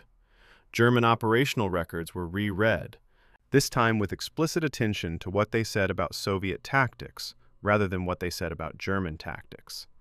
The result was a series of doctrinal documents, the active defense concept of 1976, and then the air-land battle doctrine codified in Field Manual 100-5 in 1982, revised in 1986, that incorporated, for the first time in official American doctrine, the operational lessons that the Soviets had demonstrated at Kursk. The emphasis on deep attacks to disrupt enemy second-echelon forces before they could be committed. The importance of initiative and tempo in exploitation.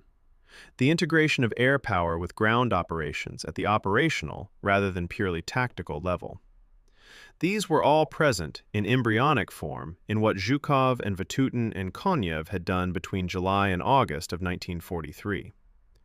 The American Army took approximately 40 years to read them correctly. It fascinates me, and this is the kind of historiographical puzzle that gets into my thinking and won't leave, that the mechanism by which correct Kursk lessons finally entered American doctrine was a proxy war in a different desert on a different continent. The Israelis, fighting on the Sinai Peninsula in 1973 with American-supplied equipment and American-influenced doctrine, were shocked by Soviet-influenced Egyptian defenses drawing on Kursk methodology. The shock prompted American doctrinal revision. The revision produced air-land battle. Air-land battle shaped the American army that fought in the Gulf War of 1991, where its operational concepts were applied against an Iraqi military that had been trained, equipped, and doctrinally influenced by the Soviet Union. The Kursk battle's operational lessons thus traveled from the Russian steppe to Suez to Fort Leavenworth to the Iraqi desert, in a chain of institutional transmission that took 48 years and required a proxy war to complete. Lesson learning in military institutions moves through peculiar channels and at peculiar speeds. The T-34's production philosophy, simple enough to manufacture in massive quantities, reliable enough to function in extreme conditions without specialized maintenance, with sufficient performance to be competitive, if not individually dominant, became, in the post-war period, the benchmark against which Soviet and later Russian armored vehicle design was evaluated.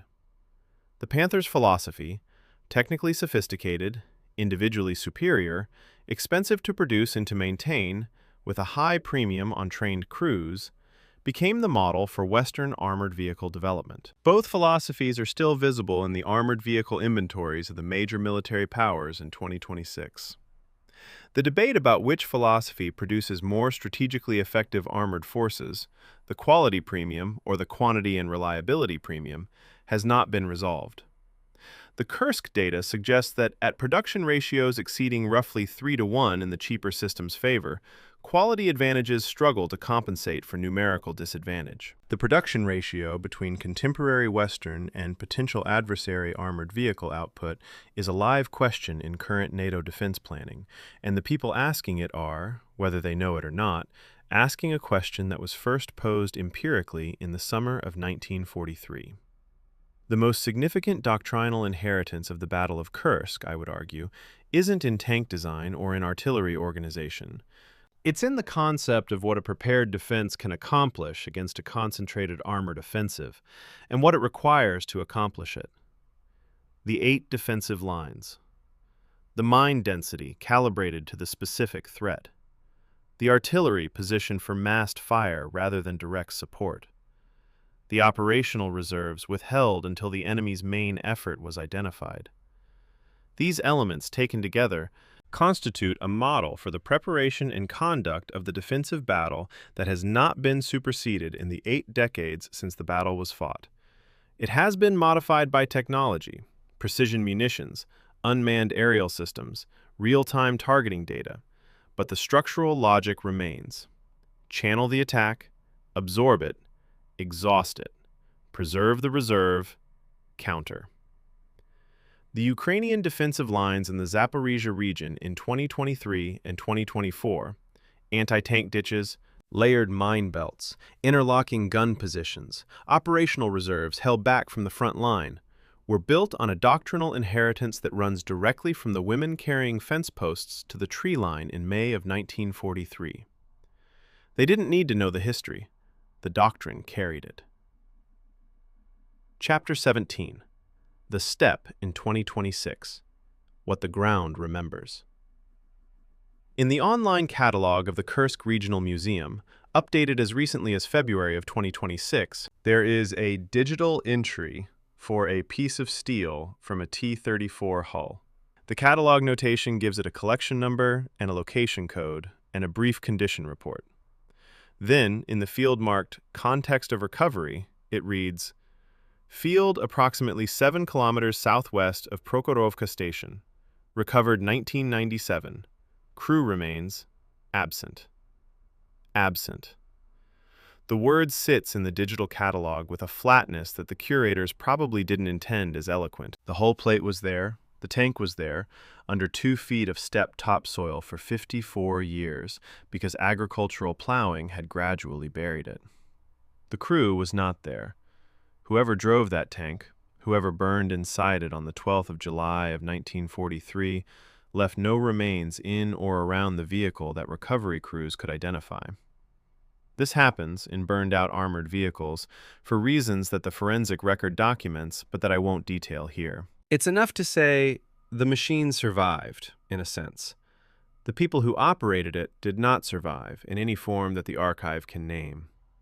The catalog entry ends at absent, and that's where it stays. The Prokhorovka Field Museum Reserve covers approximately 6,700 hectares of preserved steppe in Belgorod Oblast. At its center is the Cathedral of Saints Peter and Paul, a white-domed Orthodox church completed in 1995 and expanded in subsequent years with substantial Russian state funding. On the interior walls of the cathedral are inscribed the names of Soviet soldiers killed at Prokhorovka. There are 7,382 of them. The names are real. The deaths were real. The scale of the loss they represent is exactly as staggering as it appears. The cathedral is a genuine monument to genuine sacrifice, and nothing I'm about to say should be read as diminishing that. But the museum complex that surrounds it, which presents the Battle of Prokhorovka to visitors as a decisive Soviet victory in which German armor was destroyed by the hundreds, has never incorporated the archival revisions that Zamulin and others produced using documents held in the very archives the museum administers. The inflated German loss figures, the mythology that Rotmistrov began constructing on the 14th of July of 1943, remain on the museum's interpretation panels in 2026. The 7,382 names on the cathedral wall are accurate. The numbers on the exhibition panels are not. Both exist in the same building, and the building doesn't notice the contradiction. Systematic archaeological survey of the Prokhorovka battlefield, conducted in phases from 2014 onward, has produced findings that complicate the simple geography of the memorial complex. Russian Archaeological Society teams working the site with ground-penetrating radar and careful excavation have recovered, as of their most recent published reports, hull fragments from 68 individual tanks identifiable by manufacturer's plate or hull serial number. The personal effects of at least 340 individual soldiers. The skeletal remains of 127 individuals, 89 provisionally identified as Soviet, 38 as German. These figures represent what systematic archaeology finds in approximately 5% of the battlefield area surveyed. The extrapolation from 5% to the whole is uncertain, but the implication, that significant numbers of human remains are still in the ground under the steppe around Prokhorovka, is not in serious dispute. The ground-penetrating radar consistently finds armored vehicle components at depths of between 0.8 and 1.5 meters, consistent with decades of agricultural plowing having pushed wreckage downward through the soil profile. The battlefield is being mapped. It is not being exhausted. There is more in it than the survey has yet found. The mines are still there. This is the sentence in the entire documentary that I want you to actually stop on, because it's not a metaphor. Russian Ministry of Defense demining teams operating in Kursk, Belgorod, and Orel oblasts, the three regions that formed the Kursk Salient in 1943, were recovering unexploded ordnance from the battle at a rate of approximately 2,400 items per year as of 2019. Artillery shells, mortar bombs, hand grenades, mines. Recovered from agricultural fields, construction sites, riverbanks, and woodlands. Farmers plowing in the spring, in fields that had been plowed every spring for 8 decades, still turned up ordnance at a rate of several times per growing season. And the TMD-B wooden anti-tank mines, the mines laid by Soviet sappers in May and June of 1943, specifically because their wooden casings would defeat German magnetic detection equipment, are still, 80 years later, practically undetectable by conventional electromagnetic methods. They haven't degraded into harmlessness. The TNT filler in a wooden-cased mine degrades slowly in the anaerobic conditions of clay soil. The pressure fuse mechanism corrodes, but corrosion doesn't necessarily disable it. A mine designed to be undetectable in 1943 remains undetectable in 2026. The sapper's intention, embedded in the design of the weapon, persists in the soil. In August of 2024, Ukrainian armed forces crossed the international border into Russia's Kursk Oblast. It was the most significant incursion into Russian sovereign territory since the Second World War, and it passed through terrain that, in June of 1943, had been within the Soviet defensive preparation zone, the area where engineering units were laying the minefields and building the defensive lines that we've been describing throughout this series. By March of 2025, Russian forces had retaken most of the Ukrainian-held positions in a rapid advance. The same ground, fought over in opposite directions by different armies using different equipment, 81 years apart. Carnegie Endowment analysts, writing in August of 2024, explicitly noted the 1943 parallel. Vladimir Putin's public statements referenced the 1943 battle. Ukrainian military communications referenced their own defensive preparations in terms that drew directly on the Kursk doctrinal inheritance. Both sides reached for 1943 as a frame for 2024, and both sides found something in the frame that fit, because the terrain and the strategic logic hadn't changed as much as the intervening 8 decades of history might suggest. Ukrainian forces conducting breaching operations in Kursk Oblast in August of 2024 reportedly encountered Soviet-era unexploded ordnance from the 1943 battles while moving through fields in the operational area. The mines that Soviet sappers laid to stop German tanks in 1943 were, 81 years later, complicating the movement of Ukrainian armored vehicles crossing in the opposite direction. The weapons of one war became the hazards of the next. The TMD-B mine, designed in the context of a conflict that ended before most of the soldiers moving through that ground in 2024 were born, was still doing something like what it was designed to do, refusing to be found, waiting in the dark, in the earth, for whatever came next. There's no analytical frame that makes this entirely comfortable to sit with. I'm not going to pretend there is. The Prokhorovka Museum's inability to display accurate tank loss figures is, in 2026, not simply a historiographical problem. It is a live issue in the relationship between the Russian state and its population's understanding of what happened in the summer of 1943, on ground that is, in some sectors, within artillery range of an active military conflict. A public that has been told, consistently and officially, that the Battle of Prokhorovka was a decisive Soviet victory in which hundreds of German tanks were destroyed, has a specific relationship to the notion of fighting over this ground again. It understands the ground as sacred, as proven, as a place where a certain kind of military operation was already tried and already failed. A public that knew the full archival picture, that Prokhorovka was a costly tactical defeat that achieved a strategic result through sacrifice rather than through triumph, would have a more complex, more honest, and arguably more useful relationship to the same ground. The myth is not merely historiographically inconvenient. By shaping how a population understands the cost and character of military operations, it has practical consequences that extend beyond the walls of any museum. The 50 days between the 5th of July and the 23rd of August, 1943, were experienced by roughly 3.5 million people as the sum total of individual days that each of them survived or did not survive. The woman carrying fence posts to the tree line in May. The sapper, named Fischer, captured in the dark on the 4th of July. The men in Panzerabteilung 52, sitting with their broken transmissions in the motor pool 2 days before the battle. Vera Simonova in Kursk City, choosing her house with windows over the cellar without them. Semyon Morozov, who spent 48 years hitting the floor at loud noises before he found someone to tell. What connects all of them isn't the operational map, though the map exists. What connects them is the specific summer of 1943 and the specific ground under that summer and the specific weight of what they were asked to carry on that ground. The weight was distributed unequally, as weight always is. Some of them put it down when the summer ended.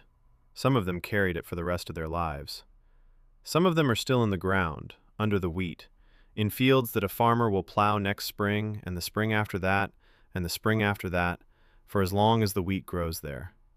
The steppe doesn't remember, of course. Steppe doesn't do that. But the ground holds what the ground holds. The iron, the fragments, the undetonated ordnance, the traces of 8 defensive lines in the soil chemistry. the slight irregularities in terrain contour that mark where the trenches were.